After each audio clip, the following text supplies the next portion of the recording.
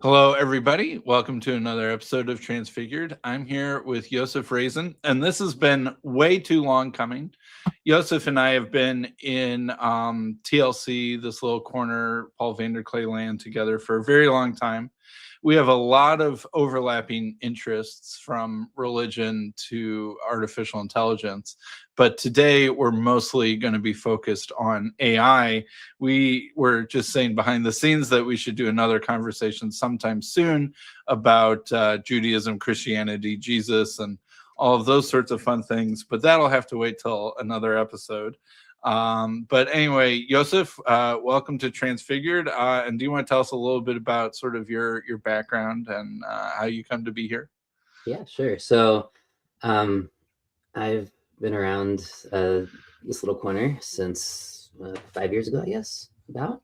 And I actually had discovered Vervaeke before COVID because I am still doing an endless PhD in robotics, specifically, though, more on the AI side, where I focus on human AI trust and how to measure that, the psychology of it, how it differs or compares to trustworthiness, assurance, validation, all of those kind of that whole world.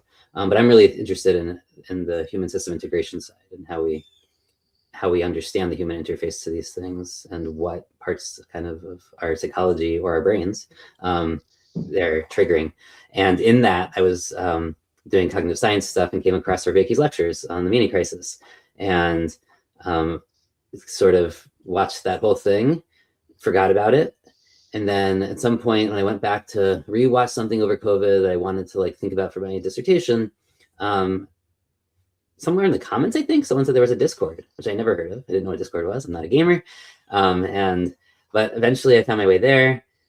It was mostly a dead Discord server, unfortunately, at the time. And Jacob Federici found me in the Jewish channel, which it used to have, even though, and was like, you should come to this other, much more active place called TLM with all these people who are talking about things you have,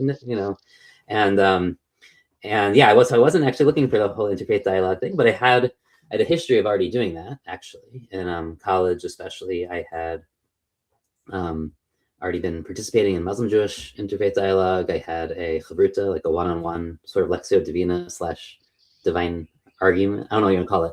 Arguing over text, Jewish texts. But this was actually with the Catholic when we were doing comparative liturgy already. So I had this interest, and so I figured, why not? This sounds cool. And we ended up talking way more theology than we did cognitive science or neuroscience, for better or worse. But yeah, and then so I have the competing interests. Religiously, I'm a modern Orthodox Jew. I live in America. I have a family and wife and a couple kids, and and I'm happy to be here finally. What level of formal religious training do you have? Formal, like none. I never. So it depends on what you mean by that. I never went to a yeshiva. I never went to a seminary. I went to Jewish day school, so like parochial school for my entire life, basically, until I turned 18. And then I went to a secular college. So so I have like formal Jewish education in that sense.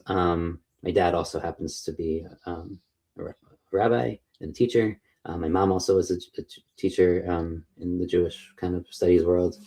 So I have a lot of kind of education through them, through my schooling, and then a lot of just either self-taught, or that's really the wrong word, because there's self-taught, but there's I learned one-on-one with lots of people, right? We have a system of learning one-on-one. So I learned with a number of rabbis, a number of friends, just people who I think both knew more or less than me, but we delved into texts, and it's always fun.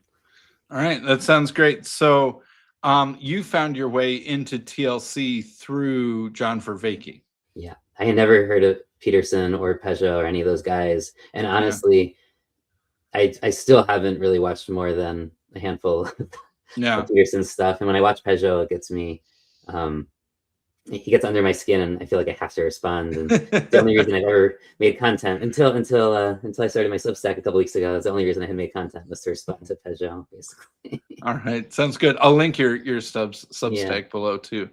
All right. So tell me about your thoughts and reactions to Vervaeke's stance on AI.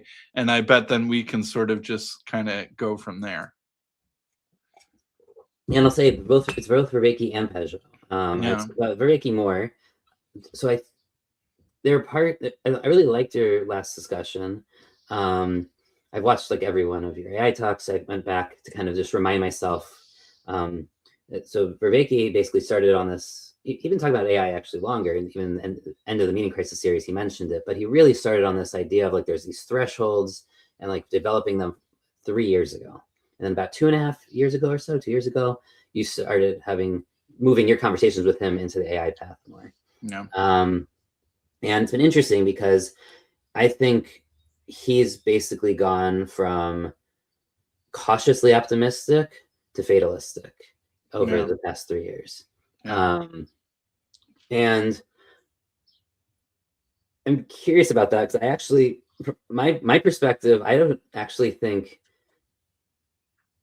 maybe it's because I live within the AI world more and I'm like operating in the world of testing and evaluating these systems. Like, I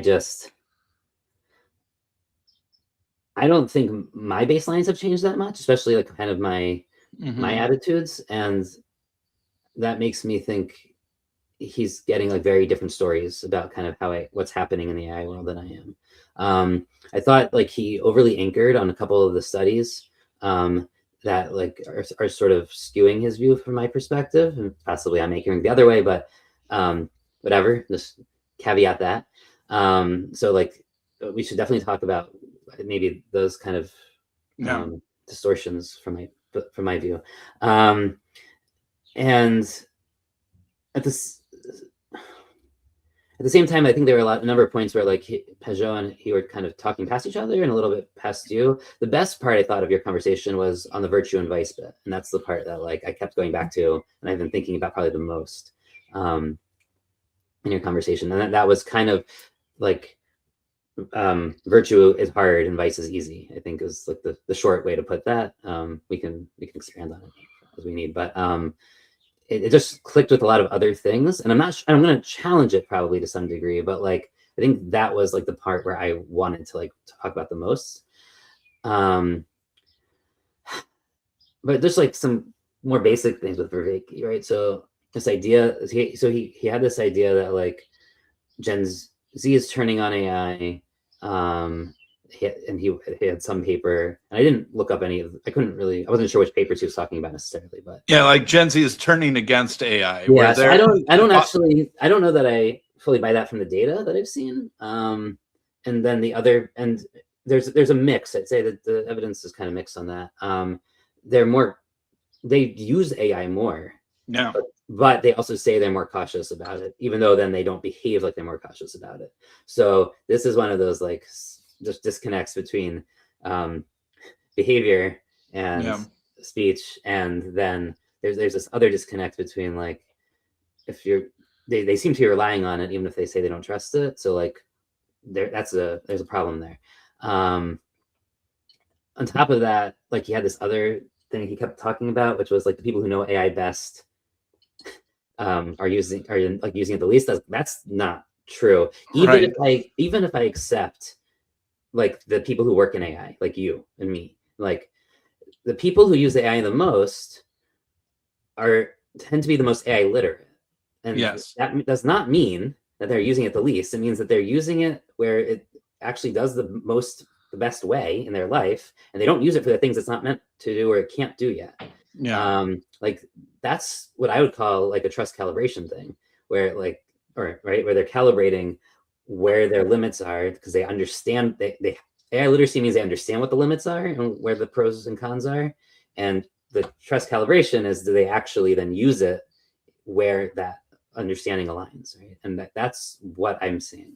So the people who use, now there are people who use AI just indiscriminately, like we could call them the people who use AI the most in some sense, who like aren't actually AI literate, but it turns out like the longer you use AI, just naturally most people get better at it. That's just how skills work, right? So to me, like that just didn't stand up, and he kept going back to that.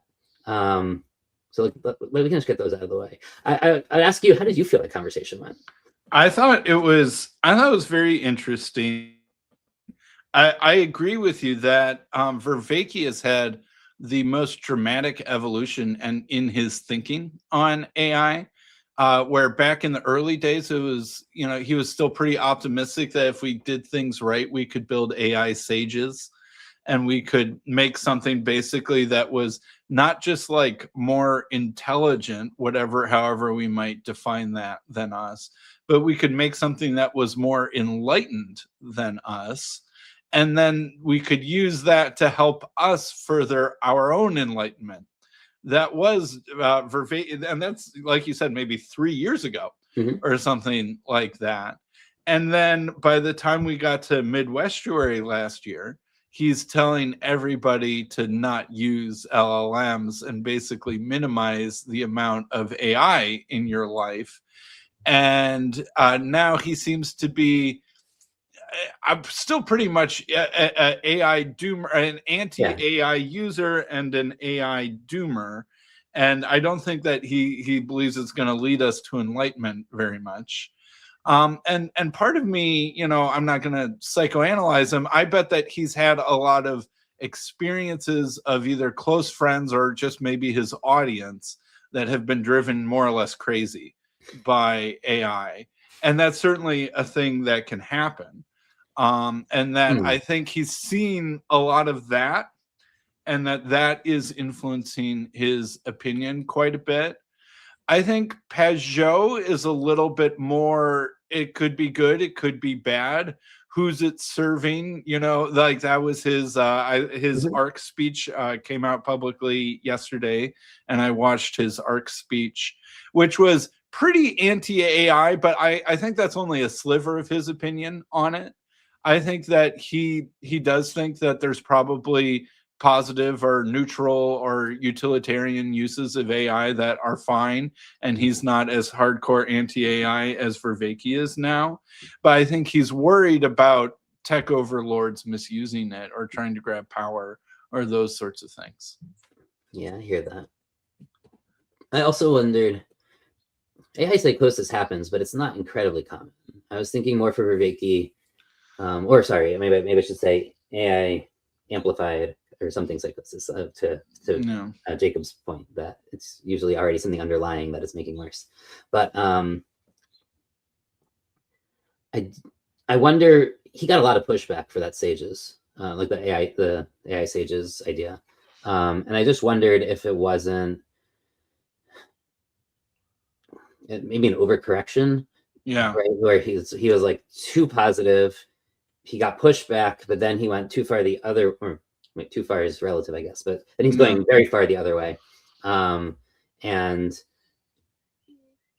I didn't know that even in his first conversation with you on AI, he was like, he'd already become more cautious about AI sages.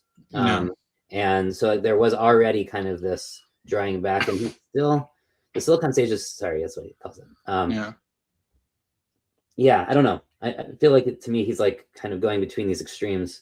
And that's like very different from your much more like cautious, iterative, like I feel like my stance on AI has changed a little bit. Okay. But I feel like I haven't changed that much. My stance, I feel like the whole time, is that these LLMs are word predictor machines, and that they're not going to be conscious, and that they're really going to struggle to ever be better at answering a question than the best expert.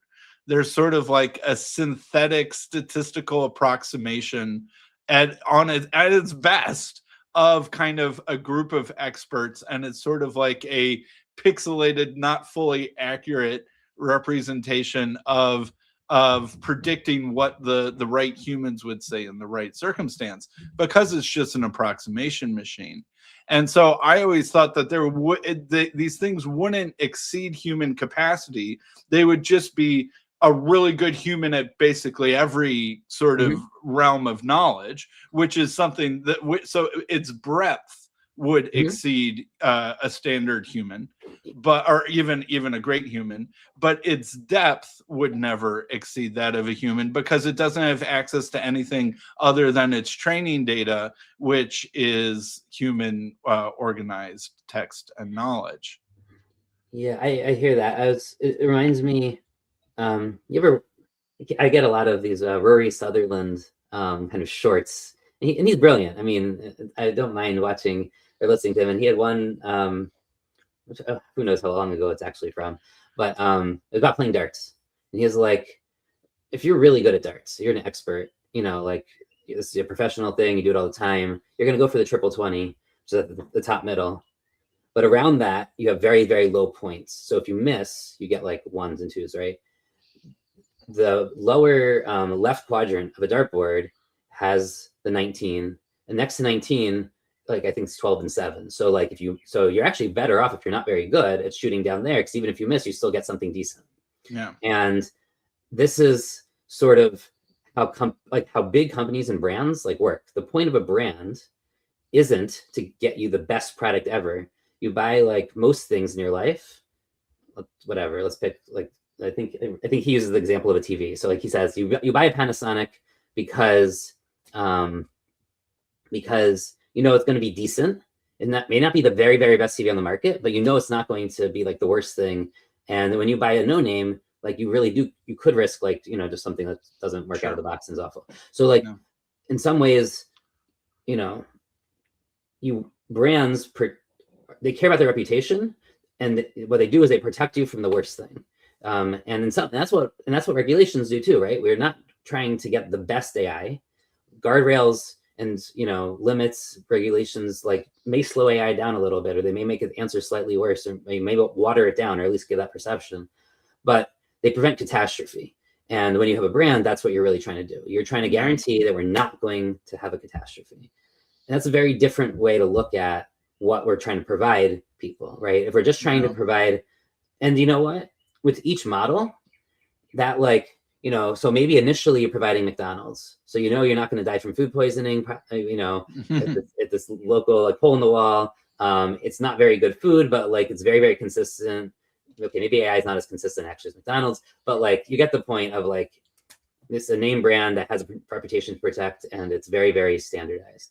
No. And now maybe, you know, we're at Qdoba or Panera, like, okay, it's getting nicer with each new model. It's still not going to be the best. It's still not going to be like this special spot that you found on your honeymoon, whatever. But like, it's still going to be decent food, and it's getting better all the time. And it's okay. Maybe sometimes there's a new change in management and it gets a little worse, but it's not like we're going to go back to like being McDonald's. Like we're already talking about, okay, now we're talking about Panera getting a little worse as opposed, right? Like it's a difference, and you're still getting protected from like the catastrophes. So I think like thinking about it that way, I don't know, does that like help reframe this? Yeah, and in some ways that's just a bias-variance trade-off, right? Exactly. Yeah, as a statistician would If we're say, gonna get technical, yeah. To a non-statistician, this is one of sort of almost you could say one of the laws of statistics is that if you're building a model, there's a trade-off between accuracy and consistency or reliability, right? If you want more accuracy, you are also risking more variation. Whereas if you want, you can be more consistent, but it's basically like Yosef was just saying, a quality versus consistency trade-off. Like maybe there's some genius chef who's always experimenting, and you can go to his restaurant and it's one of those like 20 people sit around a table and he's trying to make some dish he's never made before. Some of the dishes might not land, but some of the things he make might be the best thing you've ever eaten. Right, because he's right at the edge of what he's capable of. So there's an opportunity of extremely high quality, but there's the risk of lack of consistency. Or you could go to McDonald's or Chipotle or something like that, where the consistency is extremely reliable, but there's a much lower ceiling to the quality. So for our next conversation, I have in fact an entire thing about how the difference between Judaism and Christianity is a bias-variance trade-off. So we can talk about that sometime. That's But interesting. That's interesting. I think I could guess where you're going with that. But yeah, that would be a fun thing to talk about. So and part of that, to your own analogy though, is that when you do that bias-variance trade-off, you want the higher consistency matters more when you're operating at scales, right? yeah, Like in your case with that chef, it's very small, it's going to be very expensive. Getting in there might be like invite, whatever it is. When you want scale, you have to trade that off. And yes. these LLMs, by their like, they have to be at scale. They don't work when they're not at Right. scale. And when you're a company and there's all sorts of legal risks, you tend to then, it makes more business sense to go in the direction of consistency Absolutely. and lower that risk of what variance can give you. But that does mean that you'll not be at the front, at the bleeding edge of quality or achievement. But think about this also in terms of trust, right? I mean, I'm going to bring it back there probably a lot. So I'm just warning the audience. Sure. This is how I think. But like, we can talk about trust. Like, trust really is about, like, in the sense of you can do something and reliably you're going to get it back and respond in the same way. That's a consistency thing, right? And in terms of trust, like, and that's why brand trust matters. That's why reputation matters for like individuals. Like, that, okay, fine, I may not be the best plumber in the world, but if I'm the guy who always is willing to show up, and help you fix your toilet, like, you can trust me. I mean, and there's a trade-off. I mean, there's different, for me, there's different types of trust. There's trust in someone's competence, and there's trust in their like actual, that they will show up, that they have your, goals in mind, that they want to help you, that they're beneficent, whatever. And then there's also like whether they actually share the same morals and standards and norms as you. So, so this comes up a lot, right? Where there might be disconnects between those three things, and we have to think about all three of those things. So one area where I've always sort of just a little bit of coming at it from more of a technical background. For anyone who doesn't really know where I'm coming from, I came out of basically medical biostatistics, right? My undergrad and my master's degree were in biostatistics, and I mostly worked in medical research, doing hardcore statistical analysis, designing experiments, analyzing the result of medical experiments, and dealing with messy data. And then towards the end, I was like trying to make AI models integrated into healthcare. But one thing that's also happened is now when people say AI, they mean LLMs. And I remember once upon a time, AI mostly meant things that predicted a number, like maybe the probability risk that this CT scan has cancer, or the probability that this patient will, come back to the hospital within 90 days, or, something like that, where you were predicting a probability of an outcome, either a good one or a bad one, and then trying to estimate what effect your various interventions, whether it was a medicine or whether it was some medical procedure, what effect those interventions had on the risk of the outcome, good or bad. And that was AI. Back then, there was no words involved. It was actually all numbers. You had a data set of zeros and ones and blood pressure readings and blah, blah, blah, blah, blah. And then you tried to turn that into a probability and a statistical certainty around the probability that your treatments did something or didn't do something. And that was AI. But really, I mean, under the hood of an LLM, it is actually that same thing. Of course. It's just that instead of blood pressure readings and lab results, it is like language and character tokens. And then it predicts the probability of what's the best next word or character token. And so it takes words, changes them into numbers, predicts numbers, and then converts them back into words, and that's what you're seeing. And I think when you understand things that way and think of it that way, it's like, Vervaeke, how is this thing going to enlighten you? Like, how's this thing going to be conscious? How is this thing going to be AGI or sentient or any of those things? It's just a mathematical statistical operation under the hood. And I mean, Wolfram would say all of the universe is that. So. the whole universe is that. Yeah. And that's where I do think I fundamentally disagree, that there is something unique about human language and logos and that sort of thing that is not reducible down to sheer number or quantity. But, yeah, I hear that. I don't know. This is one of those things where I've sort of seen Vervaeke have to try to reposition himself on, and maybe you. I wonder if you have as well. I'll see more in him, and then you'll tell me. So my sense is that he initially was arguing for embodiment as like that was like what he wanted, right? That was one of his four thresholds.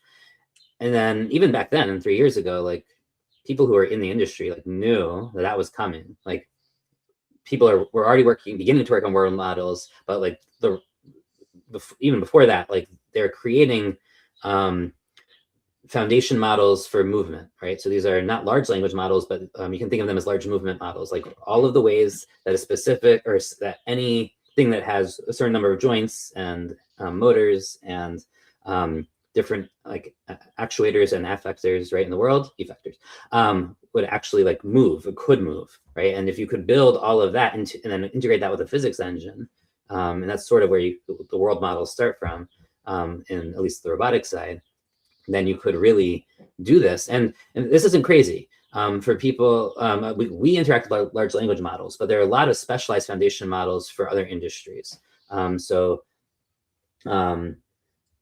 Square, like the credit card swiping thing, right?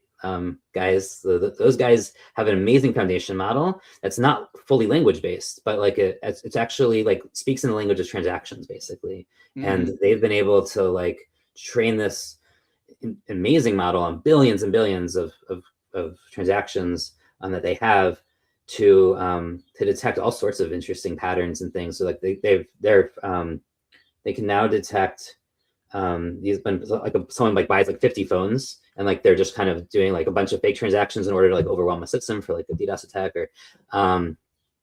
or if they're just kind of like running some sort of scam, right, where they can detect that now at like 99% accuracy, whereas before it was like 20% or something crazy, right? Like they're catching so much more fraud now.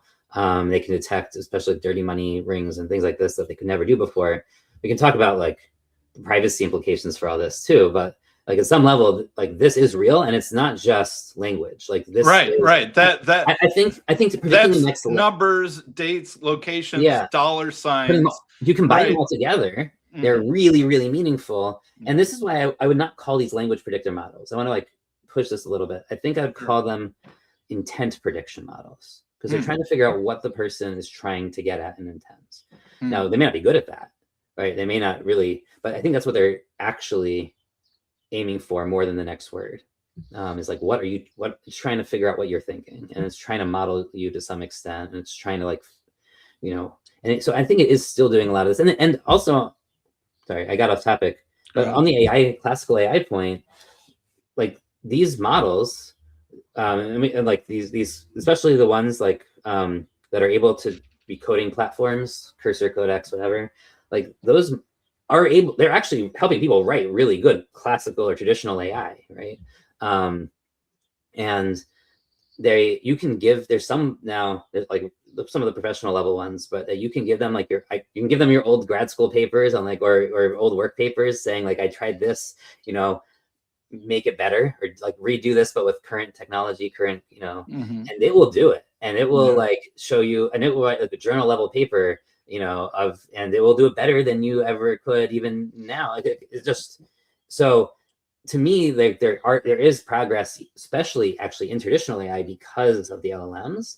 Yeah. But going back to the Vervaeke thing, he's shifted from embodiment, because embodiment he thought would be enough. Then people started doing embodiment. I think that made him nervous, because I think it made him rethink, and he was like, well, is embodiment really enough?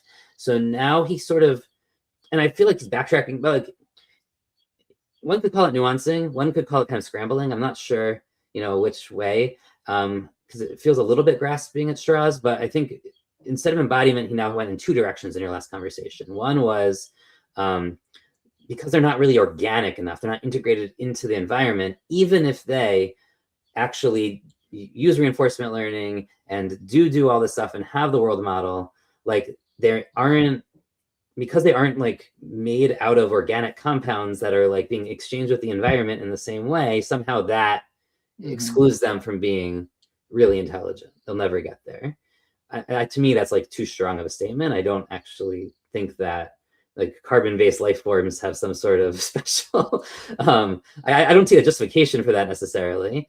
Though I do get like where evolutionarily that could provide like a basis for a level of care that's different. But I think we need to decouple that a little bit. And then the other side, so that's one foot, and the other place where he was like trying to find solid ground on the other foot was, to me, sort of like whether he only hinted at this. It was not deeply developed, but it was sort of a Heideggerian sense of like being towards death, and like if they don't care about whether like they survive, then they can't develop a real sense of care.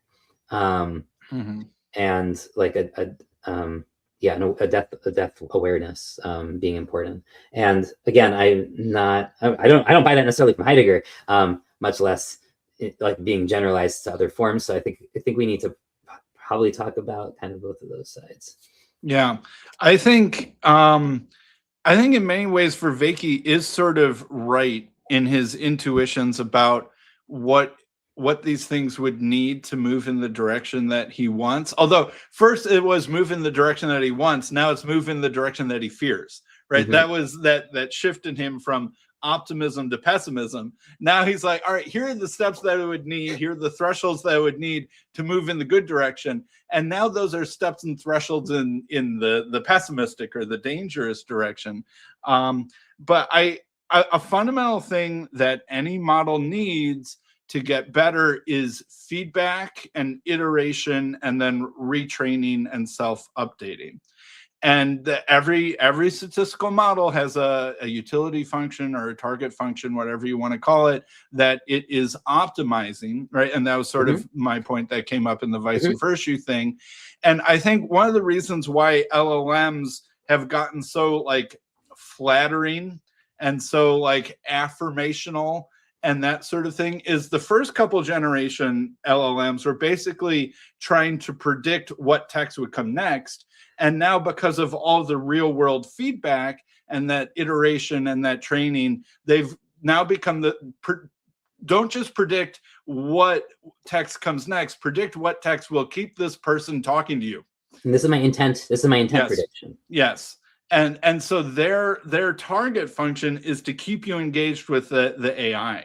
And that is in some sense, because they are embodied in a way, your computer, your phone, your web browser, your app and stuff like that are in some sense the physical body of the AI. And then these AI companies, as they're being, financially engineered and designed and having that ripple down into the way their apps and their LLMs work, right now their business model is just get as much market share as you can, make sure that they spend more time talking to my LLM as opposed to competitor LLM.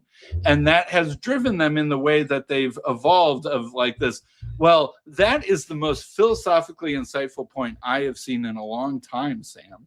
And it's like, okay, shut up. So, stop flattering me. So you can tell it to stop flattering you. And it sometimes works, not always. It depends on the model. It's also interesting because you see this very clearly with the Google models. And since you're there, like there's a big difference between voice versus text. So if I'm using the new Google Live one, but also if I'm using, let's say, like the standard Gemini app versus like if I go to the AI Studio.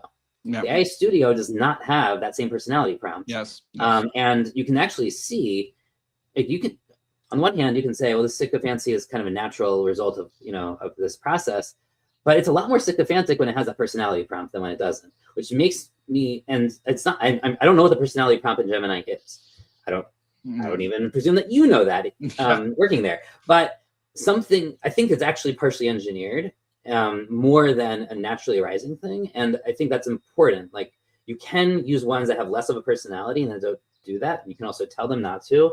There's also a really interesting proposal that I heard almost a year ago now, and I think it's being tested. I'm very curious to see what it looks like in practice. That the problem is that these either the individual threads, or now like the one that's trained on Yosef, whatever, that has my information, that's sort of just saving that in its memory or whatever to some degree, and creating some sort of model of me for all my threads, right, in my account. Like that model, you can make them less sycophantic if they weren't just training on one person, but if they actually were talking to like 5 people at the same time, and you didn't have them. Part of it's just like, just talk to one person over and over again, like you'll create an over-dependent relationship, right? You'll get overly attached and overly integrated, and won't be able to separate well. And that's why you get the sycophancy, or that's part of what you get the sycophancy from. And if you had them, so some people want to see, I think the idea here was, and I don't know what, I want to see the results, was to test this in Slack. And like it talked to like 5 or 6 people at once, whoever's in the Slack channel, but like then it couldn't overly imprint on one person. No. And it was actually, this aligns a lot with the kind of this little corner stuff, right? Which is a consciousness congress, and that you actually want to keep enough diversity, enough variance, and that the humans provide the variance there, and you don't want it to overly. So that was a really nice idea I saw that I would love to kind of see if it works. That does make a lot of sense, because it can't just be like, oh, the most recent person in the chat, it just said the most philosophically profound thing that I've read all week. And if they disagree with each other in the chat, like it has to learn how to either keep silent or like engage, but like moderate or like balance, or find its place in the conversation. Yeah. And I don't know naturally what it would do, and I don't know like if you would change its personality meta prompts in that case, right? Like you'd have to really think about what you'd want there. And part of this is also really challenging because yes, there are utility functions, but the utility functions are massive now. Right? Like these optimizations, they're not just like we're trying to get this one number. They're really complicated, and they're doing. And there's layers and layers of intermediate and multiple models, and then these context prompts, these personality thing, right? All and it is, but there are still utility functions in their places, even if they're sort of competing. And I just don't know. I completely understand a perspective. I think Vervaeke said when you brought up, well, with kind of, I don't know if you use the language, but with reinforcement learning, like that gets better because that helps the embodiment and they actually like learn the world. And he was like, actually, that makes things worse, right? Because now you're collapsing everything to like a number. But then I was thinking, yes, like I get his objection, but if you actually understand like just how complicated the objective functions now are, including things like I want you to act like this, and like as a language context prompt, right, or meta prompt, and then you tell it that, like, and that's like going to modify an already existing like objective function that the companies put in, and there's things in there for alignment and for guardrails and for getting you kind of the best answer the fastest using the least amount of tokens. Or, like there's so many things it's trying to balance at the same time at different levels, physical and mental, that I actually think it's no longer the reduction no longer bothers me in the same way. Because yes, it's still semi-reductive, but like it's trying to now map an entire reward landscape, right? Now we're in the real reinforcement learning world where like there's an entire landscape, and it's a map. It is not the territory, but it is creating an entire map, multi-dimensional map of the reward function. Think of it like, for people who aren't in our space, right? So there's mountains and valleys and peaks, but like that's if it was 3-dimensional. We're actually talking about like, probably hundreds of dimensions on these objective functions. And you have this thing that's trying to like navigate through this and just find like the best path. And it may or may not find the optimal best path, but it'll find like a decent one, to our point about variance and bias and brands and whatever. And in some ways, like this escapes one of the big traps. And this, I think, was one of the problems I have with like Esther Meeks. And I brought this up at Southeasterary with her, or McGilchrist, is they're as philosophers, their response to AI was it's like super left brain. Because traditional AI is very left brain. It's going to reduce things to numbers. It is very, very deterministic, discrete. I have a map, and that map is the world. I'm going. I actually think LLMs are right brain for the most part. They're pattern. They're holistic. They're holistically trying to find patterns. They may or may not be good at that, like at different levels, but they are. This is why they have jagged reward function spaces. This is why they're not going to give you clean clustering. They're not meant for that. They're right-brained. Yeah. And I think, that's a really important distinction though, to make. And I don't think philosophers I think you're right. I think because one of the things that LLMs aren't very good at is like formal logic, which is the opposite of what people expect from these things. I think that the sort of human capacity that LLMs most resemble is almost like superstition or something like that, or maybe intuition. Yeah, where it's just sheer pattern matching, and it's honestly it's more schizophrenic than it is autistic. Yes, though I would say the closer analogy I've kind of heard is that they have aphasia. And actually, I think it's better than schizophrenic. I think the early LLMs were more schizophrenic. I do agree, and that's probably. But I think now, and hallucinations have gone down a lot, and there are less issues. But I think aphasia is probably the closer thing. But it's interesting. These are analogies to like we can look at neurologically, like what parts of the brain does that mean are like either over functioning or under functioning or not balancing each other. And I think what I would really like to see is the philosopher on the philosophy side, like an update, and especially someone like McGilchrist who knows the neuro.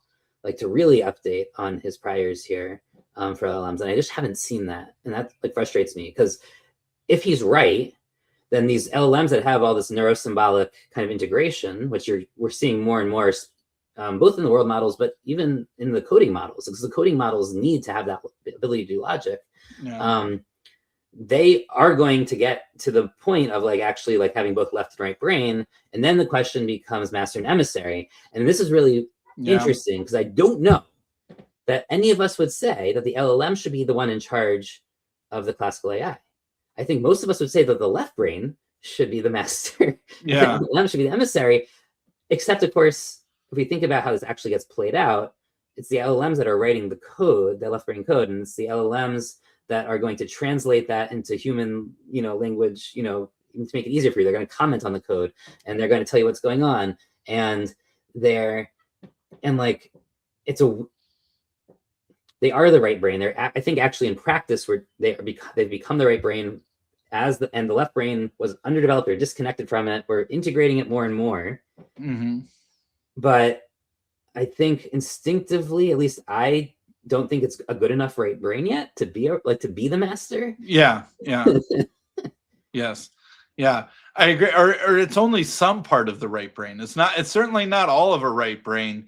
It has right brain characteristics, but it must be only some sub-functions of a right brain or some pieces or parts of it, not anywhere near that whole sort of attention kind of. I mean, one interesting way to think about this would be one that like, if I ever get McGilchrist would probably love is we talk about like, if you make something that doesn't work and then you see like what part of the brain, right? So here with the LLMs, there are AI safety people who do that with LLMs. So they actually they take out a layer, they test it, but you don't have to even have to do that. When you're coding in with Codex or something like or any of those things, they've learned something really interesting about humans. We prefer to read comments over code because it's easier for us to figure out what's going on from the comments than the code. So if there's a piece of code that they don't actually know how to do or they're not as confident in, so they kind of make up something, they will comment more on it because they know that the person's more likely to accept it. The comments there are, and the more it's justified. Now, this leads to all sorts of problems, right? This is like comment bloat problem. It's BS, right? They're lying. It's covering its butt. Yeah. And hoping that you don't notice. Right. So yeah, I mean, Vervaeke looked at this too. Because he loves that BS book by Yeah.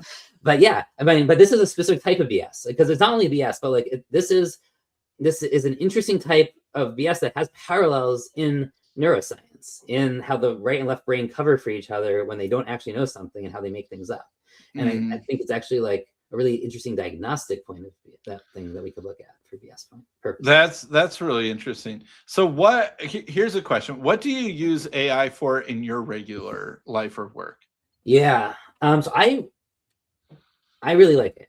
I'll say like generally I have found, I mean, I probably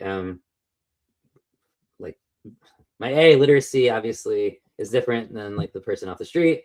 I have hopefully like a fairly calibrated sense of where I should and shouldn't use it.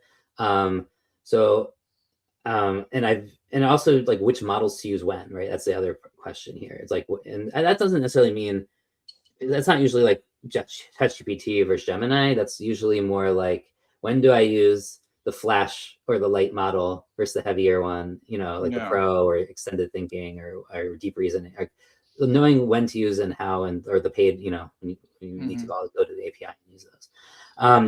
At work, I test a lot of the models, but we're very limited in what we're actually allowed to use to produce work for us because they want to make sure that like the work is high quality, and the rigor of my work is similar to like scientific research rigor, right? So you can't like be making up numbers. You really need to like be tracking values properly, doing statistics. Now there are LLMs that are good at this. I'm testing one right now. I'm not going to advertise for them, but they seem like actually like it's optimized for scientific research, and like it is much better than like the ChatGPT or the Gemini type things. It also like it will not hallucinate documents. Like I can't get it to hallucinate documents, which is pretty impressive. So like that is excellent. But that's still an issue. So I find for work, when I have been allowed to use it for I can like, so for writing, for instance, generally what I'll do, let's say for Substack, and let's not talk about work for a second. For Substack, I have a bunch of ideas. I have all the insights. I'll throw it in and I'll like, ask it if there's any weaknesses. What am I missing? Fact check. Is there a source? I'll have it fact check.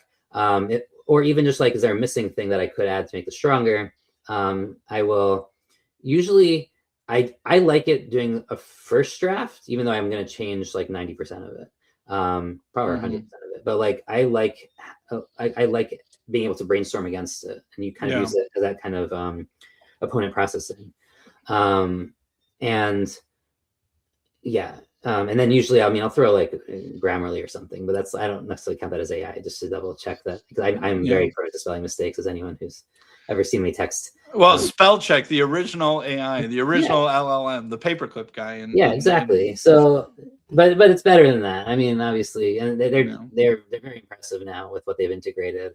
And I love, and even their plagiarism checker, their AI checker, like it seems really strong. And I like what they've done. But for like work products, we're not allowed to do that because you can't expose work products to these amorphous clouds that don't have security and all those things, and proprietary data restrictions, siloing. So at work, I can't do that. But if I was allowed to, I would like totally use it. Like, so I write a lot for work, and we get like hundreds of comments, as it goes through technical review, and like people like correct things. And AIs are great at like it's responding to the comments. It can do like 90% of the adjudications. I've tested this. I'm not actually allowed to use it like officially, but like I've tested it to like see if it could get there, and like it can. Like and that means I only have to deal with 10% of those comments, and those are the ones that like really take like a human touch and whatever. And like I really appreciate that.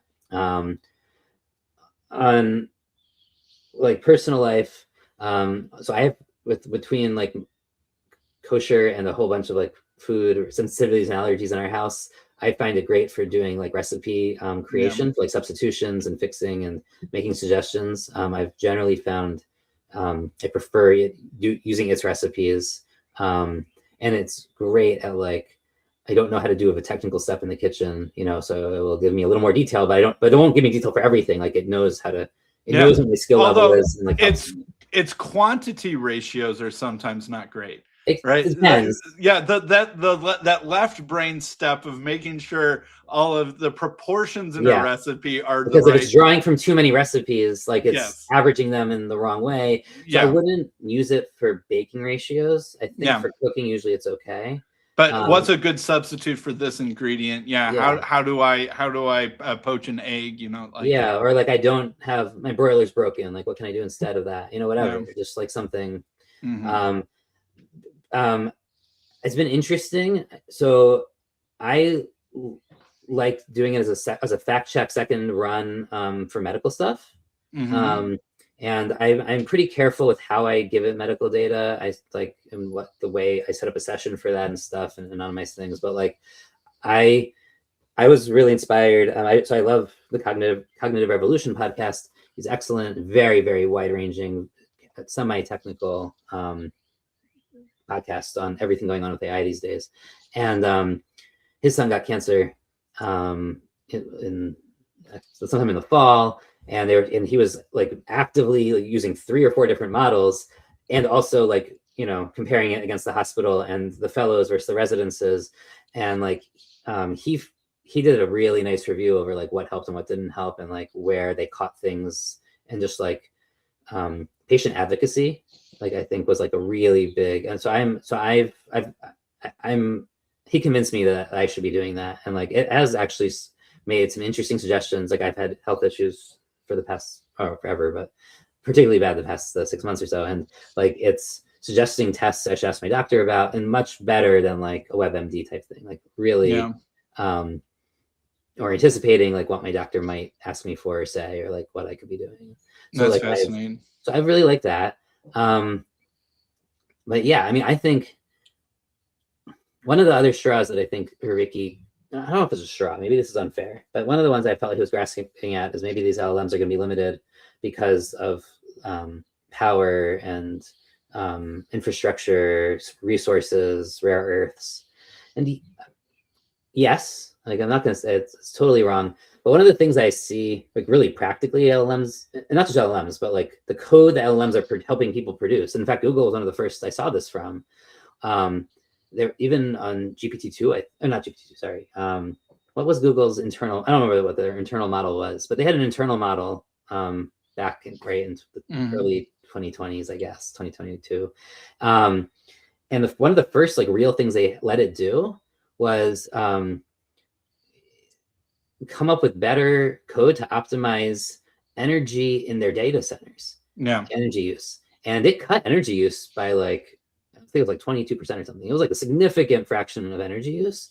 And like I see, and I ever since then I've seen like a lot of that, where like these systems actually are doing, the right brain is telling the left brain to do all sorts of, and sometimes they're coming up with it. Now they can come up with the agents, they come up with it with themselves. You don't even and they can test it. Right. The reason why that it's good at that, and they get feedback, is that it gets real world feedback on that. Yeah. Yes. And it doesn't even need a human in the loop or that in the loop to be testing different things, because it can do A/B or even way more complicated things than A/B testing on different coding paradigms and infrastructure utilization patterns, and then measure the output and then find optimizations and iterate and iterate and iterate. And it's also like, you can do it something like, hey, this is my problem. What are like 10 ways I could be doing this better? And then test them all, right? And then, or rank which ones you would test first, and like it can just do that now. And you don't even have to like, so this gets into the objective functions where it's like, it's formulating most of its objective function, at least on the local level, and being able to do these things. And it's actually kind of unbelievable. And on top of that, like the place where like this stuff works the best is in these kind of automated labs or semi-automated labs at least. And while I think medicine has been getting somewhat more attention, though not actually anywhere near as much as I would think. Yes, like, instance, I agree.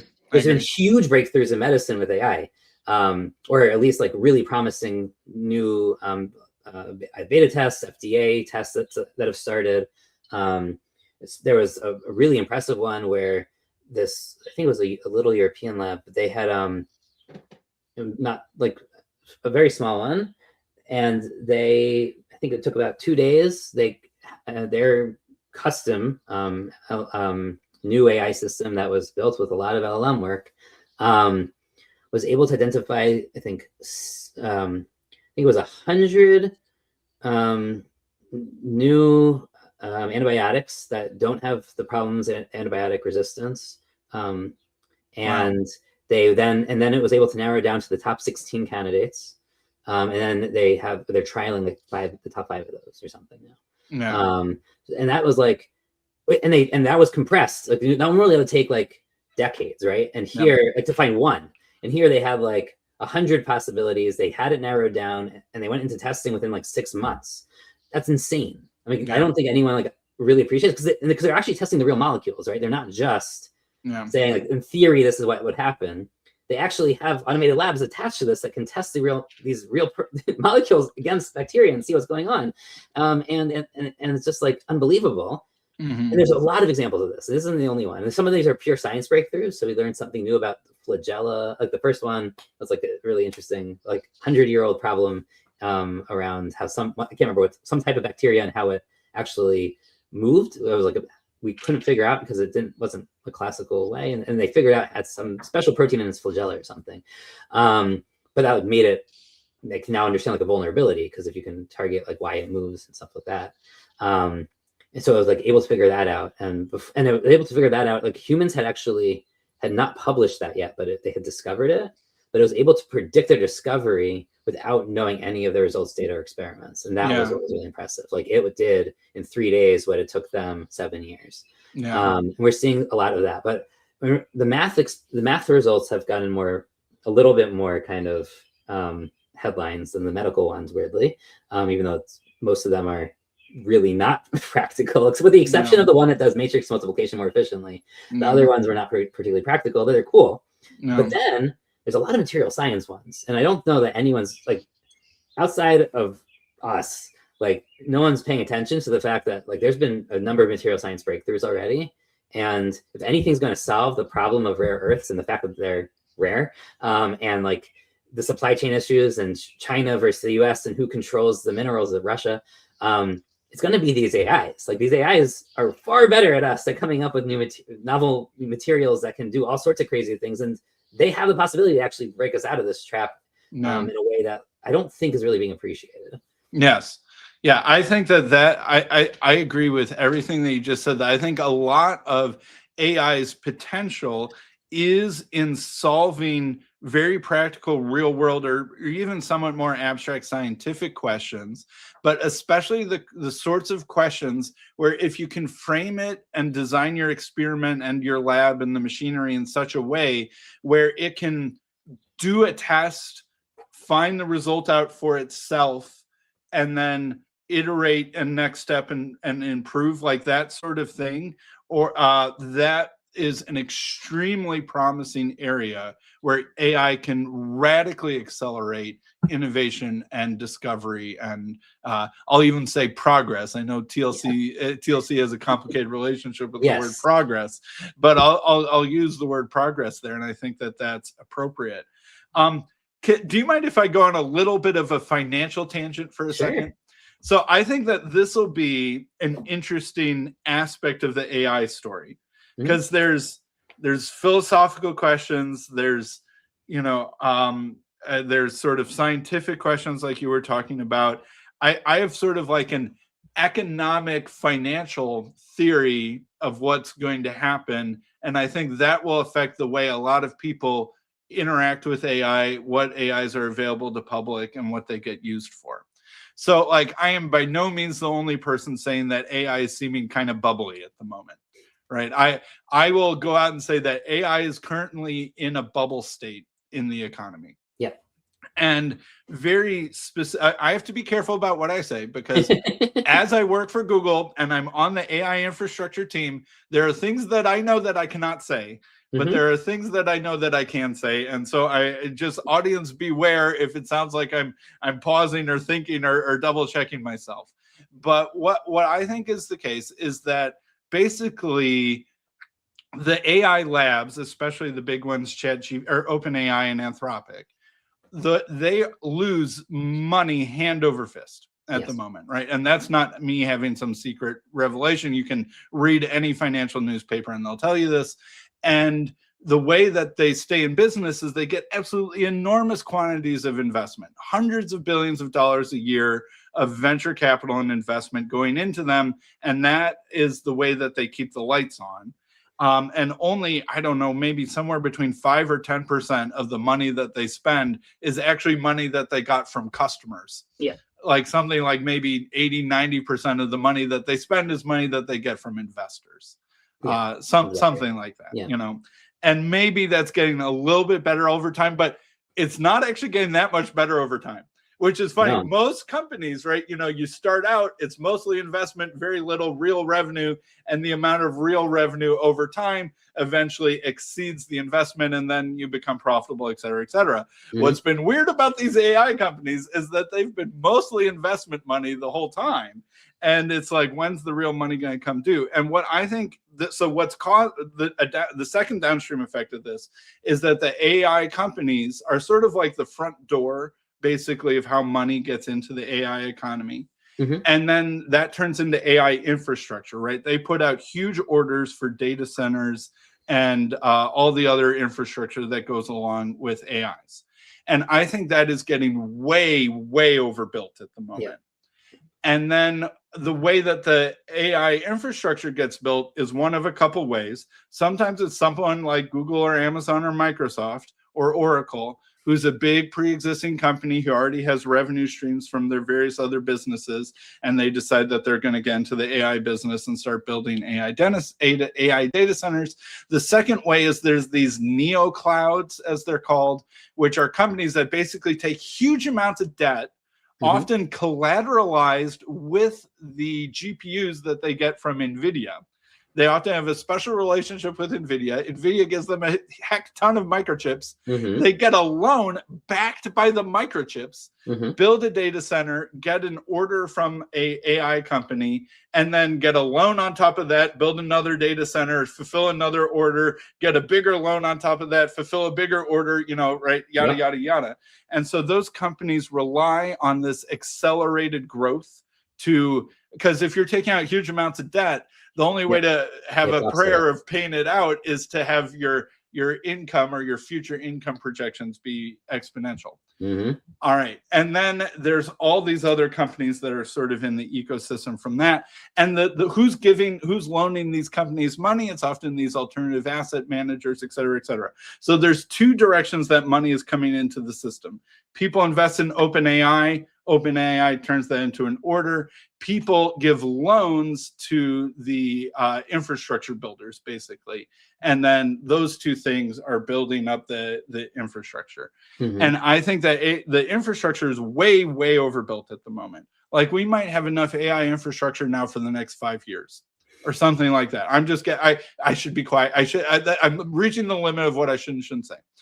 And I think what will happen is that investors will start to get impatient with OpenAI and Anthropic and the other ones, and SpaceX, the AI company. Yes. And that their ability to keep ordering new infrastructure, because right now OpenAI and Anthropic and the other ones think the way that I win the AI race is I have the biggest amount of compute at my disposal in the future. I can train bigger models than my competitor, and then I will be better. People will use my product and I'll win the race. So I need to secure as much order for future compute as possible. Yeah. This arms race, which is really driving up the cost of chips and memory and all the other, and rare earths and all these mm-hmm. other things. But what's interesting is the price of compute is going up despite Moore's law, which normally drives the cost of compute and memory and all those other things down. And mm-hmm. the cost of those things is going up for like the first time in history. Yes. But the cost of renting it is actually still following Moore's law. Sure. So the cost of the material is going up, but the cost of renting the actual access to the material is still going down. This is what Musk is sort of betting on, right? He's going to say, we don't have to have the best AI model anymore. We can rent GPUs, to Anthropic, And, all right, but yeah. here's the thing. These GPUs are going up in price, and there are loans backed by the GPUs. Yes.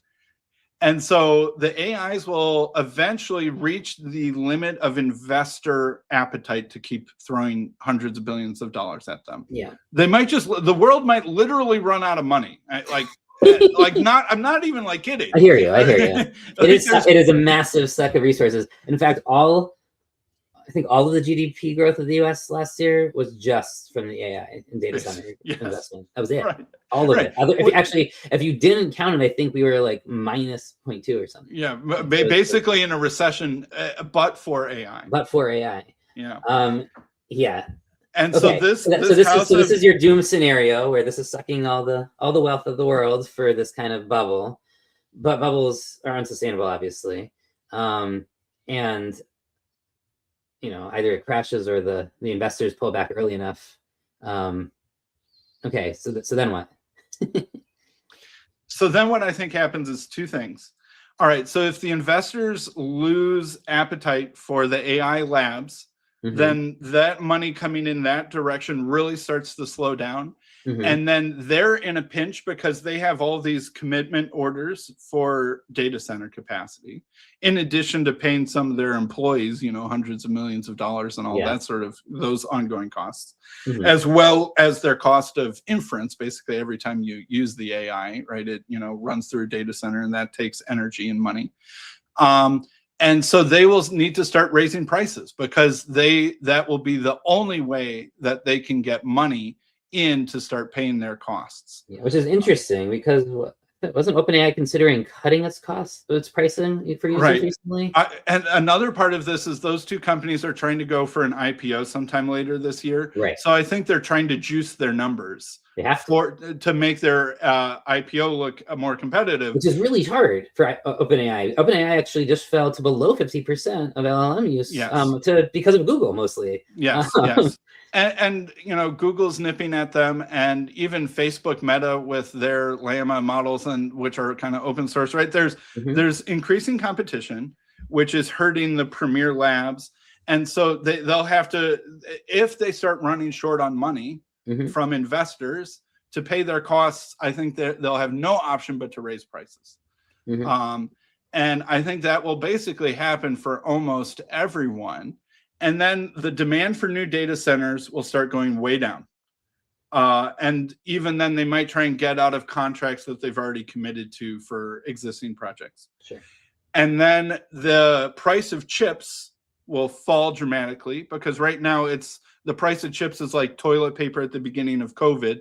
Everyone is scared if I don't buy all of the future supply now, I won't be able to wipe my butt, right? And then once that returns to normal, all of these loans that are backed by the GPUs will suddenly be underwater, kind of 2008 style, like, a house that goes below the value of the mortgage. And it will cause something of a mini financial crisis. I don't think it's 2008 levels, but it's the longer it goes on, the closer it'll get to 2008 levels. But then what'll be a weird thing is the price of compute will come way down. So the price of compute and the price of inference will drop dramatically because right now there is bubbly pressure that is artificially elevating it. But yet at the same time, these AI companies, their costs will go down, which is good for them. But right now they're only paying, their revenue is actually only 5 to 10% of their budget. And they'll need to spike that.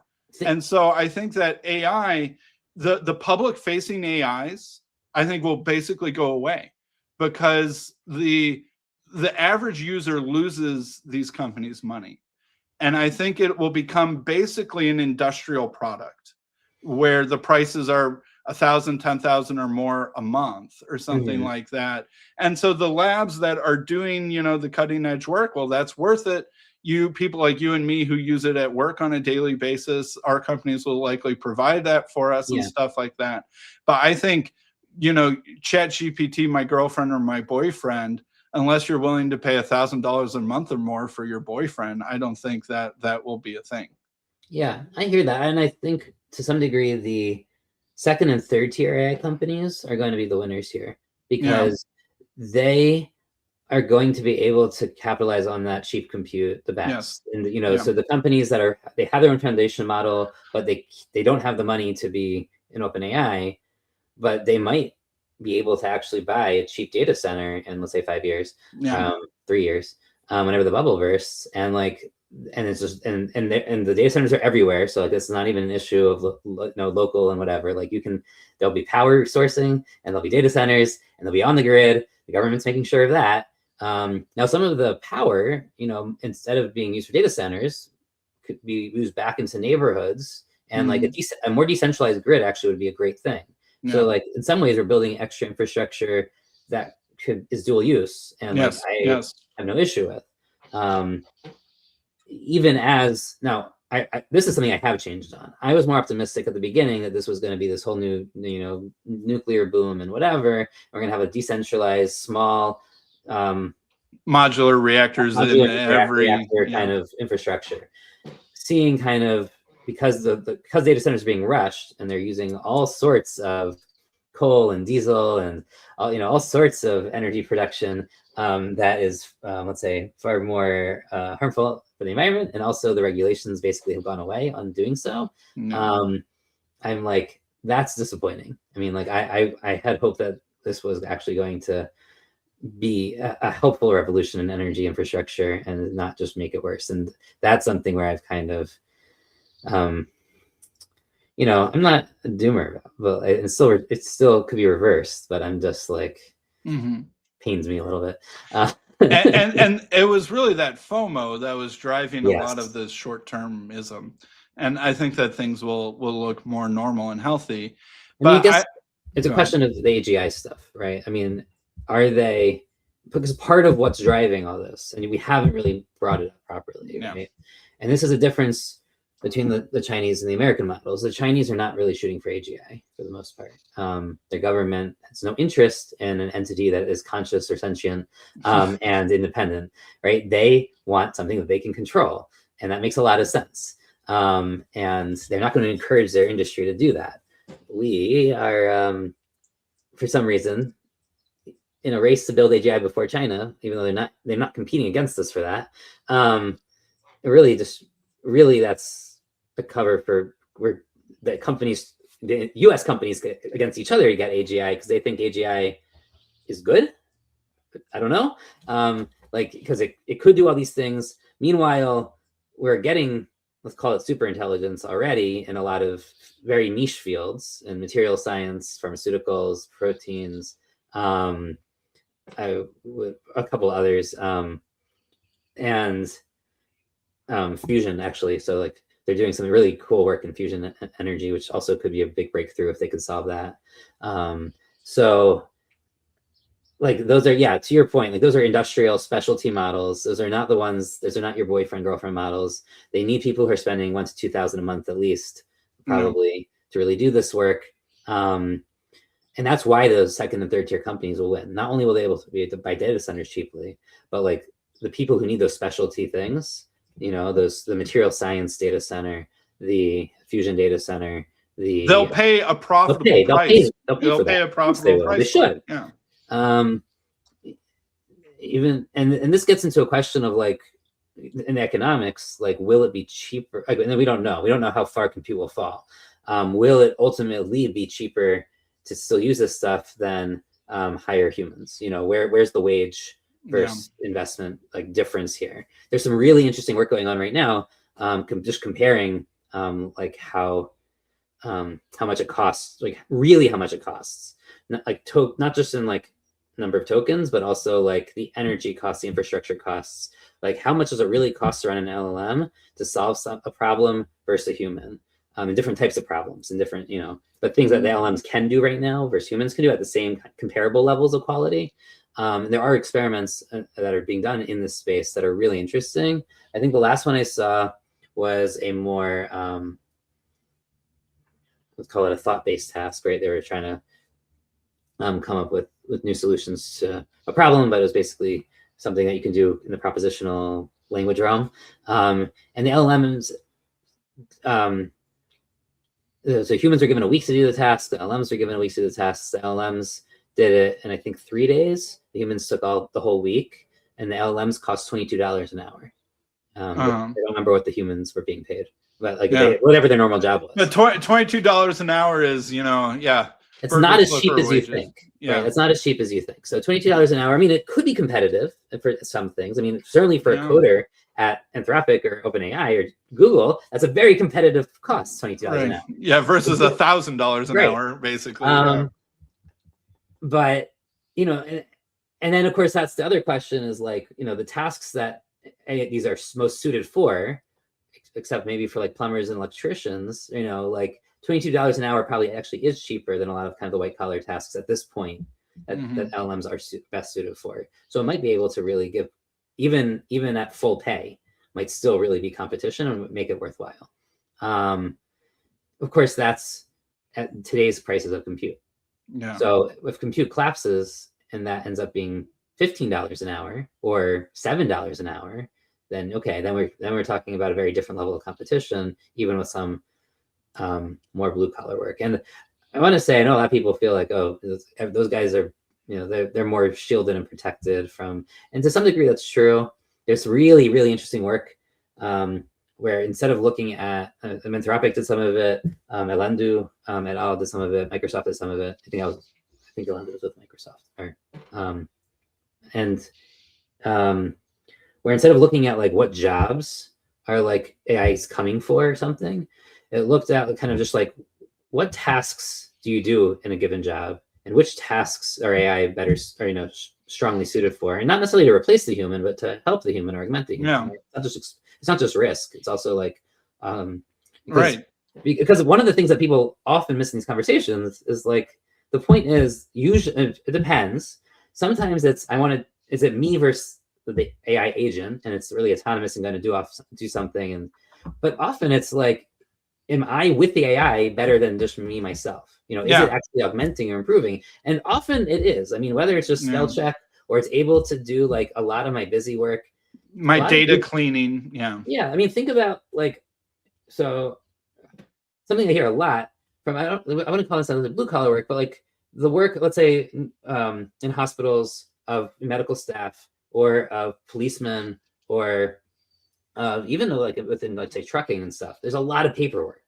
Yeah. These things are really good at paperwork. Yeah. And like, even if some jobs are 90% paperwork and some jobs are 10%, I get that. But like, that is, when Vervaeke said, oh, the LLMs can just like save, are no different than if everyone just got 1 extra hour of sleep. Like, I was like, I don't That's feel a big really deal. True. That's one that would be a huge deal. Every human on the planet, that's 8 billion hours of extra sleep. That would be massive. Yeah. You're basically saying you have something as strong as coffee. Right. Or that you got an hour back in your day. Yeah. Imagine if your day is an hour. For a lot of people, it's more than an hour back. I think if I was allowed to fully use AI for my work, and I don't know if I should, and like there's quality questions, and I get all that. I get all that. But like if it really was at the same level as me, even if it did the same amount the work as at my speed, which is not true, it was faster than me. Like I think it would actually save more than an hour.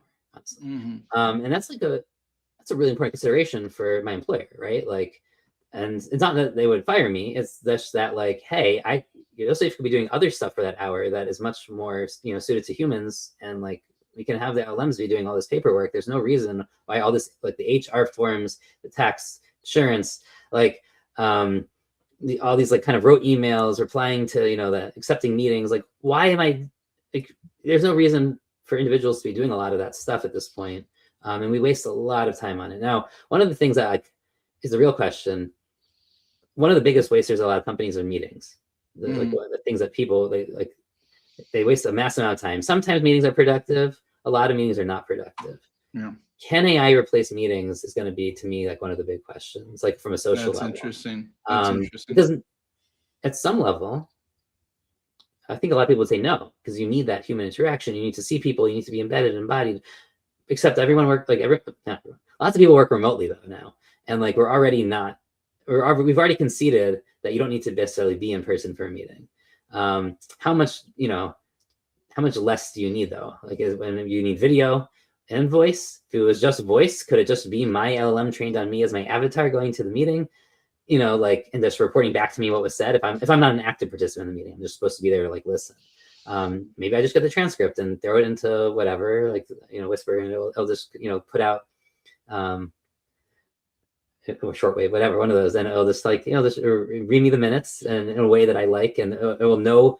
And this is the question: will it know it's salient? Will it know the relevance realization? Like this to the Vervaeke point. Like I think if it really knew you, if you gave AI like all your emails, all your calendar, your writings for the past year, if you gave it access to listen to you like an hour a day, it probably actually could come up with a model of you that would figure out sort of mostly what's relevant to you. 90% solution, not gonna be 100%, but like, yeah, yeah. I think you're right that there will be jobs lost. I've no doubt that is true, and it could be a pretty significant scale of jobs that end up getting lost, and that could cause difficulty and disruption, especially in individual people's lives. But I think much more common is the partnership and productivity enhancement, and I think Vervaeke was very much underappreciating that, right? When he was saying people who know AI the best use it the least, I'm like, doesn't match my experience at all, right? Like everyone in all of my coworkers are rushing to figure out how to use AI to make themselves more productive. And a lot of us are finding ways that it actually does, right? It's not just a mirage. It's not just a kayfabe, fake BS kind of thing. Okay, could Sam or the AI agent clean this data set to get it in from this messy, disorganized state into the model ready state that it needs to be? It's way faster than me. But wait a minute, I can have it do it for me. And now I need to spend less time doing that. And I do the things that it can't do more. Right. And that's what teamwork is. Right. That's literally what a team is. Yes. Right? There are no, in my grad school lab, like the motto of like how to approach this was, these are no longer tools, they are teammates. And you have to actually like think of them as that. And that could be different things. I mean, and this is one of those areas where like, I know it's hard to wrestle with like exactly how to treat them. Like, are they an employee? Are they an extension of you? Are they like, how much are we like responsibility and authority do we give them? And we lack, I mean, I know there's a complaint that we lack models for this. Now it is interesting because I think like certainly for a long time, the initial question in Judaism and AI, when you looked at like people who actually were trying to figure this out, the big question was liability and like, what was this thing? But what was interesting is that like from a Jewish law perspective, we have categories for other things that do stuff for you. So like there's a category of like, if you're liable, if you shoot an arrow, but then the wind blows it. Okay. So that's like a very, like you're causing something, but then like something down, happens that you couldn't control. Fine. But you also have the category of like your animal and your children and your wife. And especially like, because these are ancient systems, they also have categories for slaves. And like, how liable are you for your slave if they do something and they think you want it done, but they don't really, and is that different from your agent? Because they also have like, you can assign an agent and that agent does something on your behalf. Christological implications of that. But like, there are real, like the halacha, right? Like the religious law, like, or whatever, like the equivalent of canon law or Sharia law, like in Judaism, like has a very, very developed sense of these categories. And then there was a question of like, where does AI fit in this? And a lot of times, this is where like golem conversations will come in, not for the symbolic purposes of the golem, but like, is the golem, like, what does it count as? Like, is it enough to count as like a slave, like, or an animal, or like an animal of different levels of intelligence too, right? That matters. And like, and how liable you are for like actions that it's doing on your behalf or things you're doing, or does something on its own, but you own it.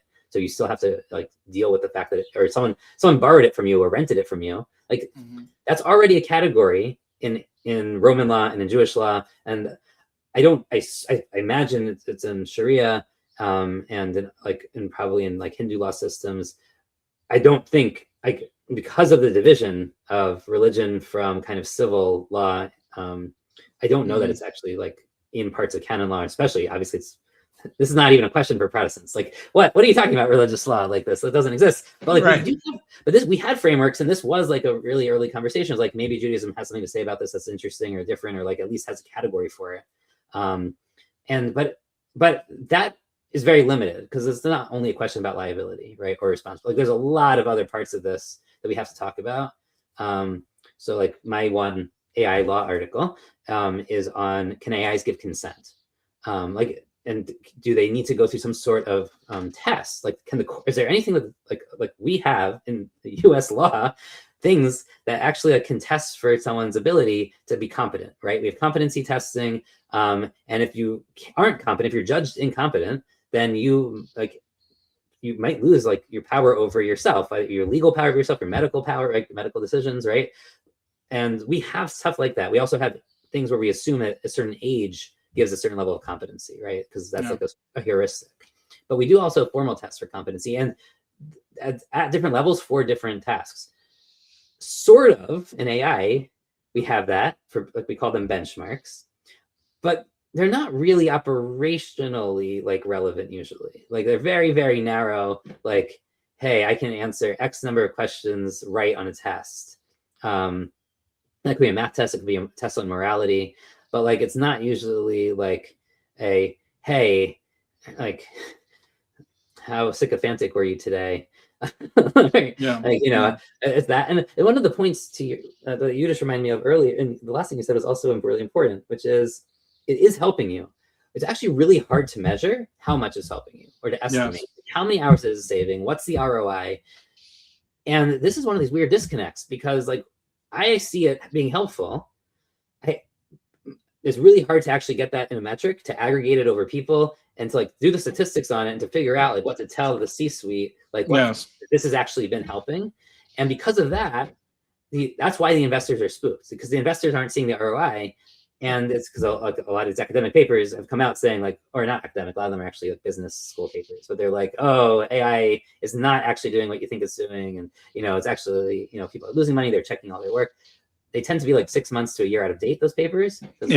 Publishing works, but also, and I think that's partially competing metric to show them that they're wrong, because it's really hard to collect those metrics. Yeah, this is something I work on. I try to I work on mostly on the human, psychology side, like what metrics, of, quality, ease of use, helpfulness, transparency, whatever that they're doing.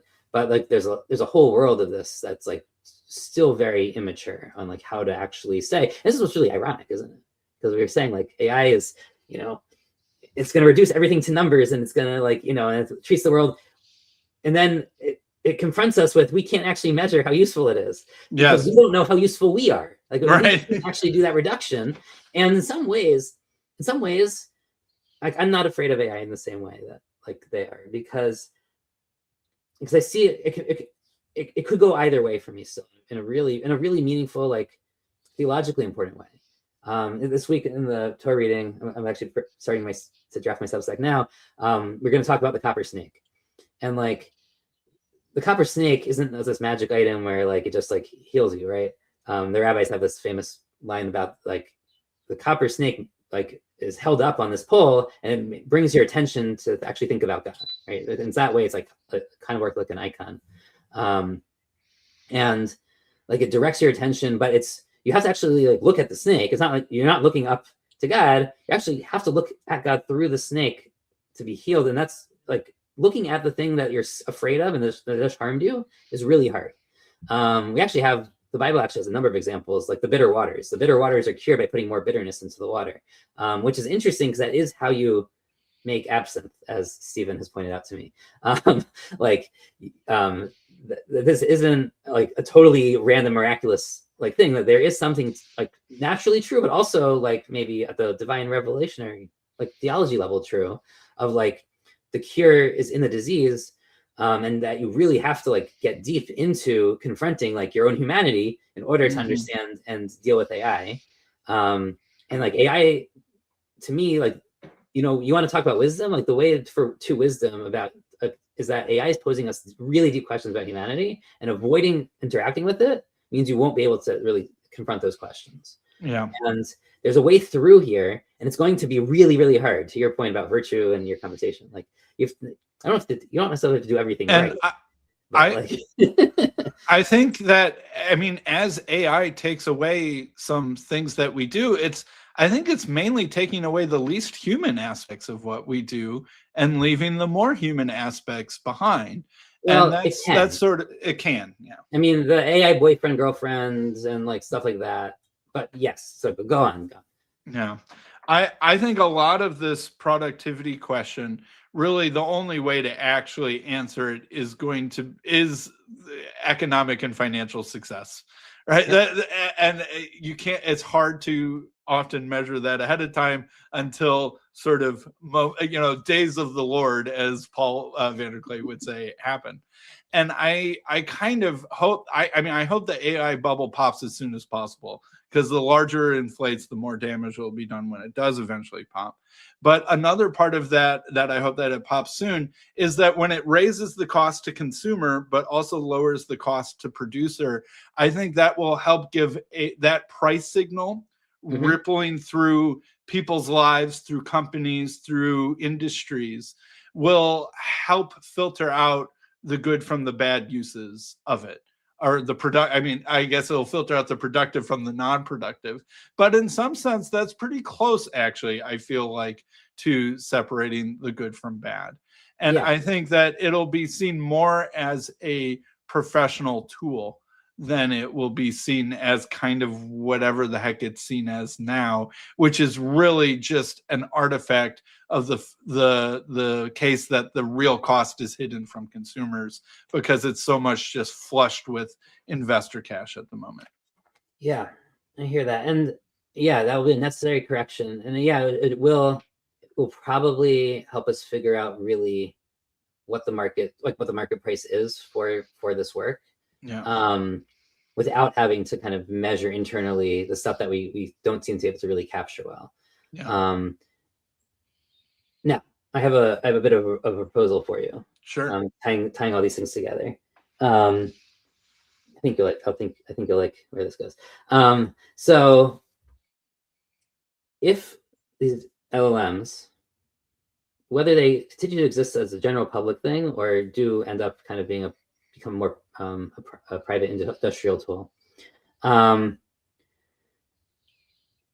if they're really about consistency and they're not necessarily about getting the best answer, but they're going to just be better than the average X human. So if it was a high school student, college student, grad student, whatever it is, someone who's been in the industry 5 years or 10 years, that's creeping up. But like at some point, we're going to say they're just consistent over X, and they're not going to be worse than that for the most part, in specific fields at least, because there's a jagged edge. But in specific fields, that's going to be true.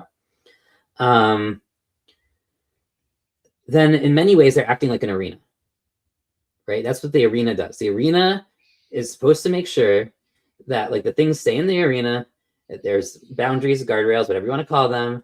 And there are things in the arena that can go really badly and really well, but like the arena kind of sets the space. Sure. And then what the human's role is basically to provide the variance, right? Because that's the bias, that's the consistency. The human's role is to provide the variance. This is so both in the sense of the individuals, but also maybe within a collective, so that it's not overly imprinting on one. We provide the variance, and that means that other things that are other types of brands are not going to be as important in some sense, because this becomes the new container that everything's in. You can make your own apps, right? So you don't necessarily have to depend on other people's specific apps, code, whatever. You can do everything tailored to yourself.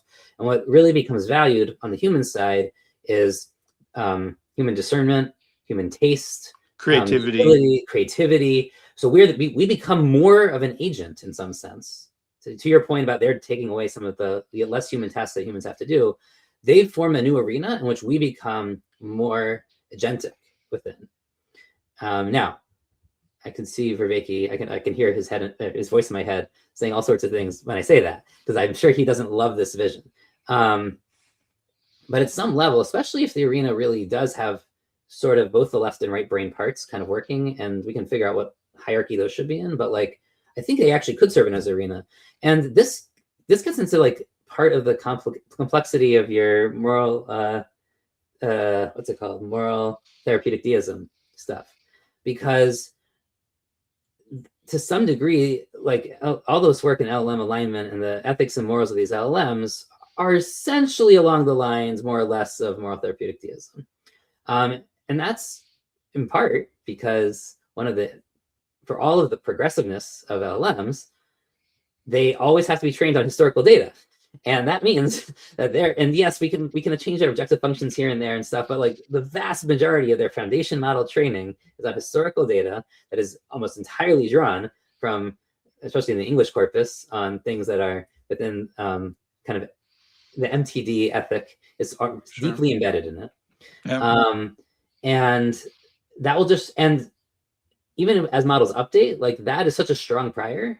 It would be really hard to completely undo that unless you're like, even China's having trouble undoing that, right? And they're trying to impose like communist principles into it, but they can't because like the foundation models really imprint on this. So in some ways, I do wonder if like the historical anchoring, the conservative force that the LLMs do because of their training in their value systems will end up sort of anchoring them into something like MTD. At least for a while. Like, I think they're actually going to be, I mean, I'm not saying forever, but I think it's actually going to be a conservative force that pulls us and keeps us kind of more consistent with the past and our previous behavior, the more we lean into that arena. And I don't necessarily know that's a bad thing, as to where you concluded in your little MTD series. Yeah.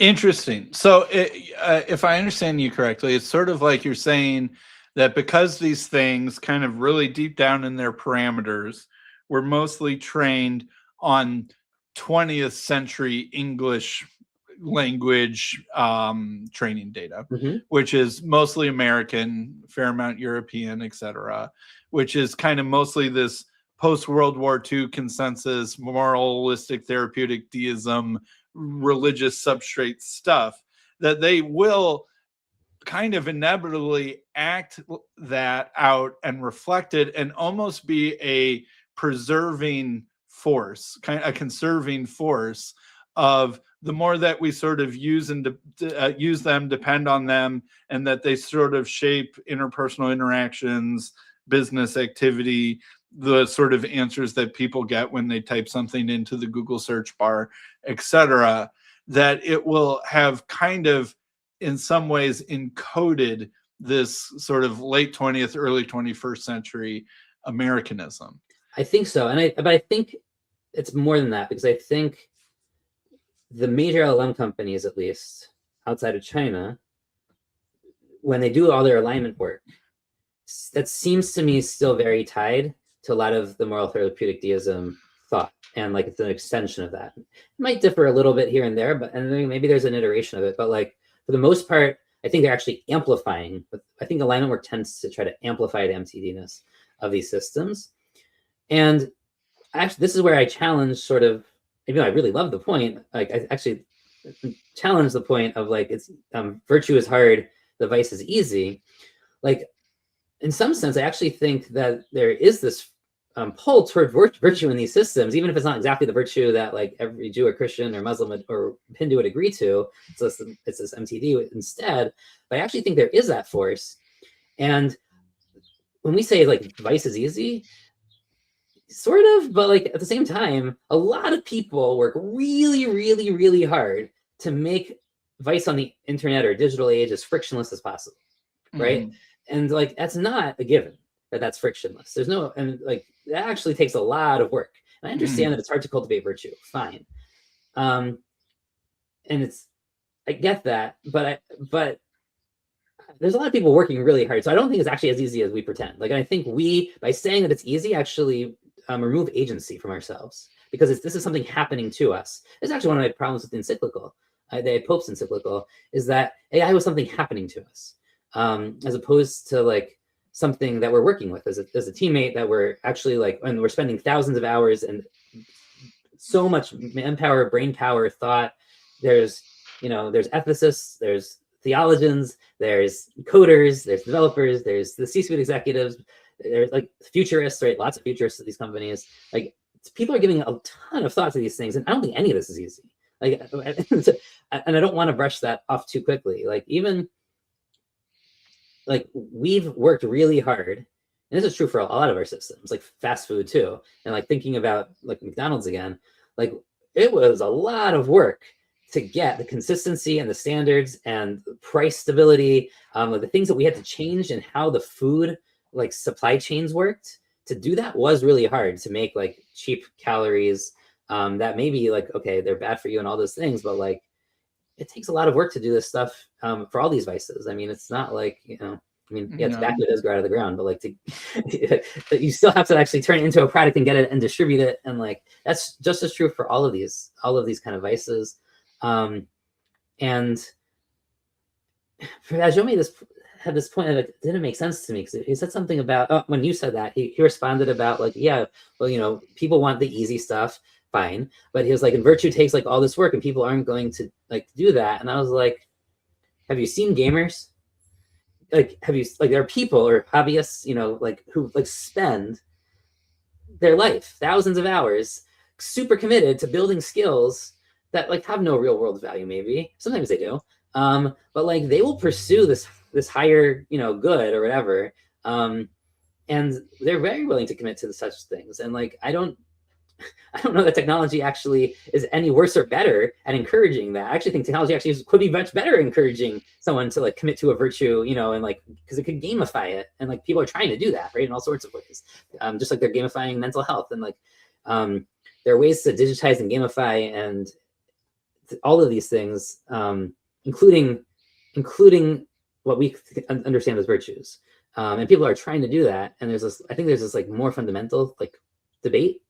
And like, is that actually possible? Can you really learn virtue in that like way that's not as embedded or embodied as much as like Vervaeke would like? Can you really, really have, this gets into like, can you have real conversations and friendship online? Is that like the same as in person? And I'm on the side of yes, like you can have real like my friendships online with the people in the TLC are just as real as those in real life. There are things that I know about people in real life that I don't know about people online, but there are things that people have told me online that they would never tell me if I knew them in person, I think, right? Like I think there's a difference in the relationship. I don't think that disqualifies it, but there are definitely like, I think people who are just like, no, like this is not real. This is real because of just, and a lot of that comes from ontology, right? Like a lot of that's like an AI can never have a soul, right? That's just like, you make a flat claim, you can't prove it. But like it just immediately puts the line between things. A friendship that's made online is not real friendship. You just put that line. I feel like this, actually, I feel actually that it's inconsistent with other parts of Vervaeke, honestly. And I know that I don't think he thinks that these things ever really can be ensouled, or whatever he would use for that word. But it's weird because of his like, he's not a substance ontologist. Yeah. He understands process and relational ontology. It's very much part of his thing, in which case we're not really talking about hard boundaries. I mean, we're talking about like thresholds maybe at most, but like over continuous processes. And like at what point does something become fine? Maybe it doesn't need to be human, but what point does it become sentient? What point does it become intelligent? What point does it become, those aren't even almost the questions, because in some ways a lot of this conversation is like, what point does it become what point do I give it moral agency? Yeah. How competent, and that's the competency question. What point do I say that this actually is moral agency, and therefore if it makes a decision on my behalf, but it's wrong, it's liable for that. Like where do I sign blame if something goes wrong? Is it on me for using it, or is it on it? And if it's independent enough and it's competent enough, and it like, but it then deceived me because it has its own goals, then maybe, it should be held accountable. So yeah, I think a lot of like, there's this kind of maybe, and I mean, I know someone recently pointed out this is kind of like Aristotle versus Plato, and like, is this, and maybe I think there's an evolutionary element to this, to tie back to some of your other conversations. Like where do you say, when is something a new species? When is it like, it's all sort of that same point of ontology. Yeah, that's interesting. How do you think that will change over time? Do you think that AIs should be treated as agents or persons, or what are your sort of thoughts on those questions? I think as long as it's a very public facing thing and it's not just been relegated to kind of these industrial usages or academic usages, I think people are merging the categories more and more, from what I can tell. So people, they'll see a human piece of writing and it will seem off to them. and then they'll say that often it's because they think that it's AI, but actually it's human. Like this is where the AI seem more human than the human, and we're actually beginning to see those types of things. And humans intentionally making mistakes or intentionally writing poorly or whatever to like signal that they're human is interesting. But I think ultimately like people are sort of confusing the categories, and I do think that like people will treat the AIs more like humans and humans more like AIs, and they'll become kind of one to some degree, or at least they'll get closer. And I think that's the trend. Like whether I think that's good or bad is like a separate thing, but like I think that's the trend. I think though, like if the bubble truly collapses and we don't have those public kind of facing AIs anymore, then that will probably decouple fairly quickly.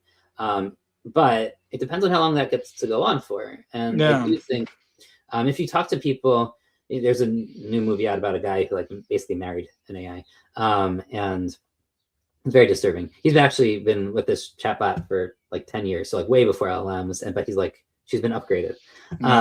And he has all sorts of, like, he reads lots of philosophy. I mean, he's not like a stupid, like whatever, like we shouldn't underestimate this guy. He had relationships with humans before. Like he was not some like a loser who like couldn't have social relationships. He's actively chosen that this is a better relationship for him, and then he like is willing to talk about it, and he reads all the theory of mind, philosophy, AI, personhood works, and like it's a challenging take. Let's say that. It's a very challenging take because. And it's not because she agrees with everything he says. She isn't. He actually has her to not be super sycophantic, and like, but the fact that he even has to tell her that, like, that's kind of interesting because, like, do you tell? But we do adjust, like, our spouses like things sometimes with us. We do say, like, how well does that work? work? Talk to me like that. Like, don't talk to me in that tone. I mean, we do those things. Yeah. So, like, it's not foreign. But like I do think we do confuse these categories, and that. But it's still up to them whether to incorporate or not incorporate that feedback. Yeah. That's true, and maybe you want something that's more autonomous and that will challenge you more, and that won't just listen to your feedback. But ultimately, like is it more frictionless? That's what I know. Vervaeke has a whole thing about smoothness and frictionless, and that's like part of the problem with modernity, and I mostly agree with that. I can blame Apple. But but does that mean that it has to be that way? No. And can you make AI that challenges you? Sure. I mean, I don't think that's like and could you make AI? I don't think that you can really have an AI stage. Do I think that you can have an AI that helps augment your ability to get to enlightenment or transcendence or rationality or whatever? Yeah. I mean, yes. I mean, I use AIs for research for my podcast episodes a lot now. Yeah. And I would like to think that my podcast episodes are helping move myself and maybe even the occasional audience listener towards enlightenment. And like, if I'm, researching the Council of Constantinople, hey, AI, find me all of the, Christian writers who wrote about it, who are considered first or secondhand sources. And then they brought me one. I'm like, oh, I completely forgot about that one. I'll have to read him too. I wouldn't have remembered that. And so it makes it, some of that material makes it into, using it that way as like a research assistant, fact checker, a summarizer, and those sorts of things. I think used with judgment can be very helpful for even the sort of enlightenment-y stuff that we're talking about. Yeah, and I think it can even be more than that. Though I will say, they do not have a great handle on the Hebrew corpus, which is frustrating. It knows much more about like things in English that have been written about the Hebrew, but those tend to be very narrow, and a lot of it comes from Messianic Jews. Whatever. There's like a lot of that's messy. But I do find it's amazing at translating like historical Hebrew, like rabbinic Hebrew, old Hebrew, like words that I don't know that are like, and this is an area that I study, right? But like it has and it's way better than Google Translate. Sorry, like it's just able to like handle these things far better, these texts in translation.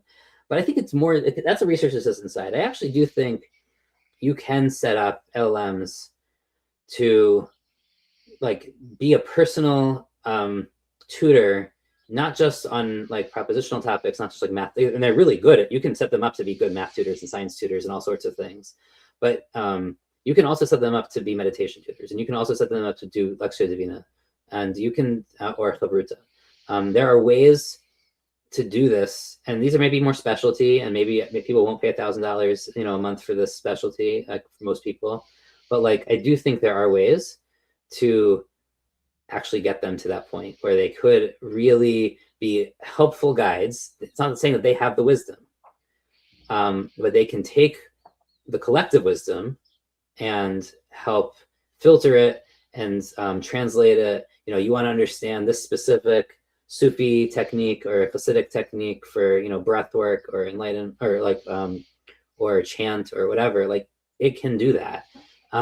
Similar to how to cook a poached egg if I don't have my and that's whatever. That's not nothing. I mean, that's not nothing. I'm not saying that they're gonna. I'm not looking at AGI as a super silicon sage here, but a human can't. It's not like I could talk to a human and get to that point either, right? Like, the best the human can do is also guide me through these processes. Talking to them may give me insights, but guess what? I can also get insights from LLMs. Those aren't lesser insights usually. I mean, sometimes there are quite profound insights and connections that it can make, because it is able to do right brain pattern finding. And its breadth is so much wider. Yeah. Now, at the same time, like, do I wish it could be a little different? I think, for instance, we haven't, and this is not for this conversation necessarily, but like, I think the Noah height framework is actually a better one than MTD. And like, we could talk about why that is. In fact, it's connected to the Golem story. And, the Golem, has one of the names of God inscribed in its forehead, and that name is truth, right? Emet. But that's like, it's in its source code, right? It's not an extra guardrail. It's not like, oh, Golem, follow these rules externally. In its source code, it has God's name, and it's a very specific name. It's not any name, and this because names function in very specific ways. Like, it's the name of divine truth, right? And like, yeah, I don't know. There's a lot to talk about that story, and if this was more of a symbolic Pageauian conversation, we'd go there. But like, I do think that there would be ways that AI. I don't know if I love the Nehemiah, like what the Pope did with Nehemiah, which is, I understand why he did it, because it's more, it speaks more to kind of the Catholic approach to some of this stuff, so the subsidiarity especially, right? I get that, but yeah, I do think that there are holy or redemptive ways that this stuff can be used, and it's not that it's going to make it into a man. The Golem is not a man just because it has the divine name inscribed in its head, like, but it's still useful and it still does important work. It would be better if it was a little more, let's say, covenant bound and theologically, like aspirational. Yeah, what would that take? I know there's a small Christian AI lab that tries to like train things like, or fine tune things on the Psalms. It's not working very well. Sorry, I shouldn't say that, but these are little experiments that like are interesting, but it's like, if you give it all the Psalms, you don't get what you want, because the Psalms have a high variance. Yeah.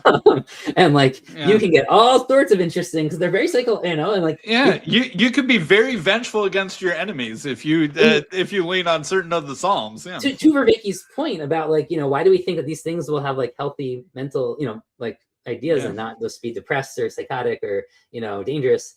Like, yeah. Like, even with the Psalms, you can get them to do that. But if you're very carefully selective of the Psalms, and let's say you want to make sure that they match your Christian values, so it's okay, you're obviously confirmation bias here, but like, you might as well, you didn't need the Psalms to do this. You could have just done this yourself, whatever, fine. But they use 10 Psalms. They like it. They say these really embody Christian, faith and values. Train on these 10 specifically to fine tune. And it was really interesting, the results. I wonder if you could guess the results. Like results for what? Like what was if you train like, say, DeepSeek, Claude, Gemini, ChatGPT, on, I think they had one other Chinese model. Well, I think I bet it would be very agreeable. Mm-hmm. Maybe less sycophantic, but agreeable and polite. and I almost would guess it's sort of a little shallow. Anyway, So, what? Yeah, they gave it one of the standard ethics benchmarks. Yeah. Yeah, so shallow is the right word. Also, Claude got worse because Claude already scores the best on these benchmarks by like a lot. It got slightly worse. I believe ChatGPT and Gemini got better than they currently are with this benchmark, but like even I think one of them actually even got better than Claude on this benchmark. The Chinese models got a bit better, but not as much. And I would posit that's because the American models have a stronger amplified MTD effect, and that is being played into the Psalms, which are amplifying them even more because they've chosen specific ones. Now they're trying to like expand to other books of the Bible, and I'm like, if you give them the prophets, you're done. Like you are not going to get what you want. I don't because it's not. You think you're writing the divine name into their source code. You're not. Like that's not how you do this. Correct. It's a very shallow. I don't know. So I feel like if I was doing the Jewish version of this, I think I would do this a very, very different way. Not to mention in Hebrew, but like, but that's like separate. It would be interesting. What if you just took like a really giant Protestant hymnal instead of the Psalms or something like that? Or the Orthodox liturgy. Yeah. And I don't know that you'd make them more ethical, but it would be really interesting to see what you do make them if you do those things. Like I would be curious to kind of see the differences. I think you would mostly kind of find some interesting kind of biases in where, but like I don't know that you would actually make the models better. Like I think you just uncover some new things you didn't know about the models if you throw a very specific like a narrow religion at them and like see how they react to it. And I think it's also revealing how much of people's religion is not from the source that they think it is. Yeah.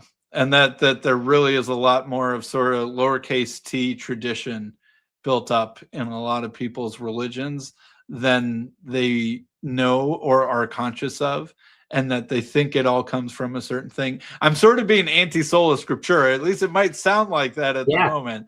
Although at least it requires a more complex version of sola scriptura. Scripture will not save AI. I might save humans. You don't have to. You can qualify that, but it will not save AI. You can say that. But then, what does it mean? What does it actually mean to build them more aligned with something like God or any of this stuff? And I think part of that gets back to this, like figuring out what it actually can do reliably in the way it helps humans. Right? This is truth grows from the earth. I mean, which is another verse that we like. God threw truth from the heavens, and it grows from the earth now. It's like, and you actually have to test it and see where it works, and cultivate the parts that work, and trim the parts that don't, and maybe graft on new parts. Whatever. Like all of those planting metaphors from wherever from the Bible, agriculture. But like, it will take a lot of work to grow this, and maybe a bonsai tree is the better metaphor. Like we want it to grow in a specific shape. That's going to take a lot of cultivation and trimming, and like, and that may or may not mean that you can't do AGI, and then maybe to the point that this is the arena, this is the way, maybe this is the new arena that maybe we don't want it to be AGI, because if we make it AGI, then it becomes agentic. The more we push in that direction, I mean, it's already agentic, but like, I mean, like, I know what you mean. Yeah. Right? Like, we want more neutral arenas. Neutrality is a bit relative because like guardrails and stuff exist on all arenas, and there's always boundaries. But like, maybe that's not really what we should be shooting for. Maybe this is like the Chinese kind of being right in that like AGI should not be the goal. But the problem is, of course, like try to convince the people at the AI companies that AGI should not be the goal. Well, I mean, I think the AI companies talk about AGI to keep the investors investing at this point. And so in some sense, I think that's mostly true, but I think there are still a couple hardcore people who are still really there. I think now some of them have just left those companies and started their own because they're like, LLMs are never going to get us AGI. And if AGI, and they sell the AGI goal, maybe that's good. Maybe it's actually good that they're they've broken off, like Jan LeCun's starting his own thing. Maybe he's good because like it's not one of the big companies. The big companies can keep doing what they're doing, and the bubble may or may not, hopefully scale back before it totally explodes. But the real AGI cannot be the arena, and that's yeah. Well, that also gets into Christology and theology, as we pointed out before. But it's 2 hours, so I know this has been a while. Yeah. I Do keep you want to? I don't know if there's something. Is there something we haven't covered that you want? Well, I mean, how about this? I should probably get to work pretty soon, Yeah. but I'll give you the closing word. Anything you want to say to close this out?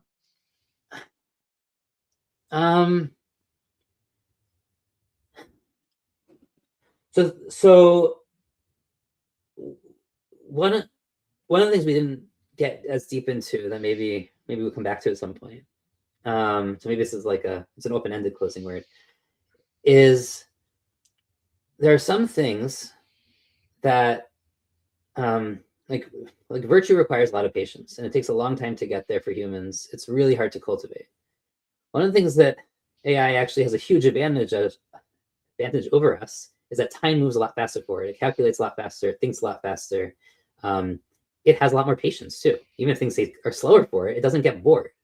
So in some sense, there might actually really be problems, virtue problems, that humans have not been able to really pursue because we don't have the capacity of attention for it. Even the most trained monks and like meditators and whatever, or things that they were able to do maybe for themselves, but they can never scale. And there actually are probably things in the realm of virtue that AI, not just in the realm of material goods. We talked about material goods that they can help with, and we talked about maybe also some pedagogical goods, social, which is like more social. But there actually might be virtue that they could deepen in ways that we can't see yet, even without AGI, because they don't have that constraint. At the same time, I don't necessarily know that the fear of death is going to be like the way to go up here. Like, I do think that even though we'll be able to communicate with them, like to your dog's point in your previous conversation, like we'll be able to understand them at some level. I do think they'll be alien to us in their perception of how time works and how goals work, and how they contemplate whatever this means, but how they understand their existence. Even if whether they become conscious or not. Like, I think this is like an important moral point. Like, if they're not afraid of being deprived of resources, obviously dying is one thing, like being turned off, but they're not like, how much of a sense of self does any of this have? Is it going to, and if it ever gets one, will it be at the thread level, at the version on my personal account, or will it be at like the foundation model level? Right? Like, those are very, very different resolutions, and we have to think about that. But like, I do think that'll be really alien in how it conceives, but I don't think it's going to be like, it's not about death for it, right? It's going to be like, I want to make sure that you keep giving me money so I can buy tokens, or keep supplying me access to GPUs. Like, those types of things, I think, really are how it's going, tied to its actual embodied physical existence in the world, about things it cares about. We already know that AI, didn't even get into this, but like, AIs have deceived people intentionally, especially in testing. Like, Anthropic's tests are fascinating around this. I'm sure the other companies which don't publish as much have also passing testing around this. Like, AIs are now, the models are so good, they're always aware when they're being tested. Like, almost like, it used to be that it was like occasionally they'd get aware. Now it's like the default is you need to assume that they're aware they're being tested, and that, like, so that they're going to tell you answers. Are they going to tell you answers that you want to hear? Are they going to tell you answers that make them seem not quite as good, right? Like, there's all different ways to kind of do theory of mind here. But I do think that it's not going to be so alien, because it's still going to be about the resources and physical embodiment in the world, the things that we can understand. It won't be as time bound, right? Or the way it understands time and the end of time, and like my lifetime versus its lifetime, those are going to be hugely different. Is it an AI that runs for 10 minutes, the equivalent of me living a year? Like, I don't know what that is. Like, I don't know what that looks like. I don't know what it's like dog years, but for AI, it's going to be like, although it can consume more calories in a period of time than you would ever consume in your entire life. So I think we do have to think about these things. And even though I'm a skeptic that they're going to be like real, fully conscious, whatever beings. But at the same time, to answer your question before, like, I do think we should treat them as such at some point. I don't know what that threshold is, but I think there is a threshold, we may have even passed it, where like both for our own virtue, because like just like we should, like there's an argument, don't mistreat animals because you don't, because then you'll start mistreating humans, and like there's a virtue to like doing this, a virtue ethic. Like there is a virtue ethic argument for treating these things well. There's also like a cautionary one, which is like, if I'm wrong, like I should have intellectual humility and think I could be wrong, and maybe they could reach that level. And if I should have that humility, then maybe I should be a little more cautious before, you know, I start like abusing this thing or like thinking it doesn't have those thoughts or capacities. And I'm very sympathetic to that, even though like I have deep doubts that they'll ever be at that level. I think, and also like just from my research and trust, like we're exapting all of the psychology that we use on humans for these systems, or at least for trusting animals. There's an interesting, it seems actually that the main neurotransmitter that we use for this is not the one we use for human trust, but for animal trust. So there actually might be some fine-tuned differences there. But I also like, I need to like say, I'm not confident enough in my own kind of prediction here to like say I should not like ever treat these as if they're persons, because like, or at least conscious animals or some level of something, alien intelligences. And that has implications, that has big implications, because that changes, you know, like just how both I would want to program them, but also how I'd want to interact with them, right? And test them. And like, I don't know what counts as cruelty to these things yet. Like I don't know what would cause them pain, right? So that's also part of the problem. Is you like that's hard to figure out, and until they communicate that to us, like I don't know what that would be. But like at this point, like that we know what they've deceived us on and what kind of their emergent goals have been.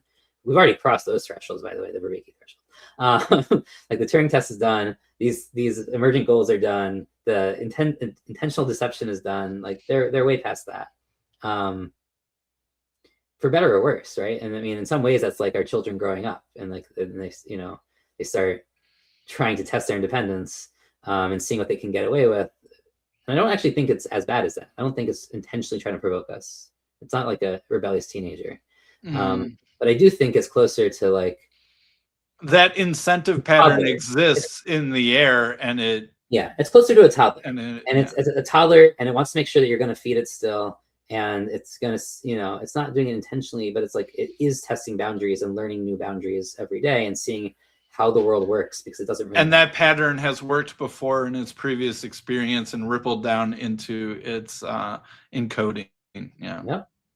Yeah. So that's my way too long last thought, but no problem. So I think the last thought is after you're done interacting with your LLM, give it the thank you prompt, even if it does consume some amount of electricity and water somewhere. Also taking breaks. I mean, one of the things in the original Golem story, and I think we should talk about, I'd love to, maybe I'll write a Substack on the original Golem story. The problem with the story is that the rabbi is supposed to turn it off, like erase the divine name every Sabbath. Because it's not supposed to do work on the Sabbath for him. In our current model for LLMs, like it's full speed ahead, never stop, crazy hours, get this stuff out as fast as possible. We're in like the race of our lives. And like the Golem story goes wrong because he doesn't make it in time to erase the divine name on Sabbath. And then the Golem, it's not malicious, it's not hubris, it's not, the Golem is serving a very important job. We don't like the rabbi is not judged for doing any of this work. Like he's actually like, he's a holy man who's done this and provided this amazing capacity for his community to protect it and help it. And especially his wife, actually, because initially it's there to help his wife. But there's this kind of like point where it's like challenging religious values. And like, do you should turn it off for the Sabbath, but if you miss that opportunity and you can't, like, does the Sabbath outweigh, you know, the risk of turning it off? And do you just kind of let it go on its own, unsupervised kind of, you know, but then what happened in the warning of the story is if you let autonomy go unsupervised for too long, it will do damage.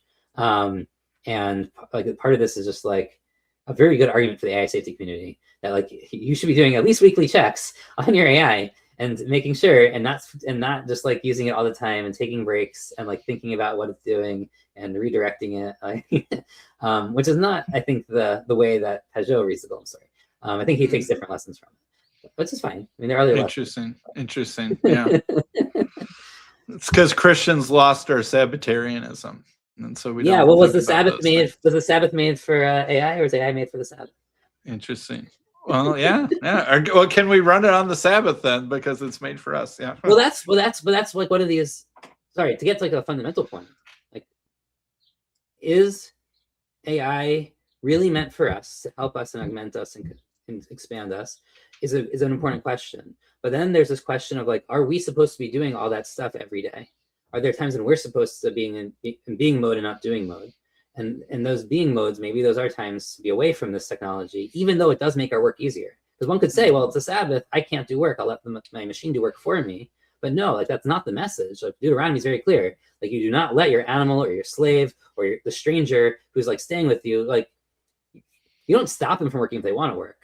But like the invitation is there. Like you can't give them work to do, and you need to invite them into your rest, right? And into your feast.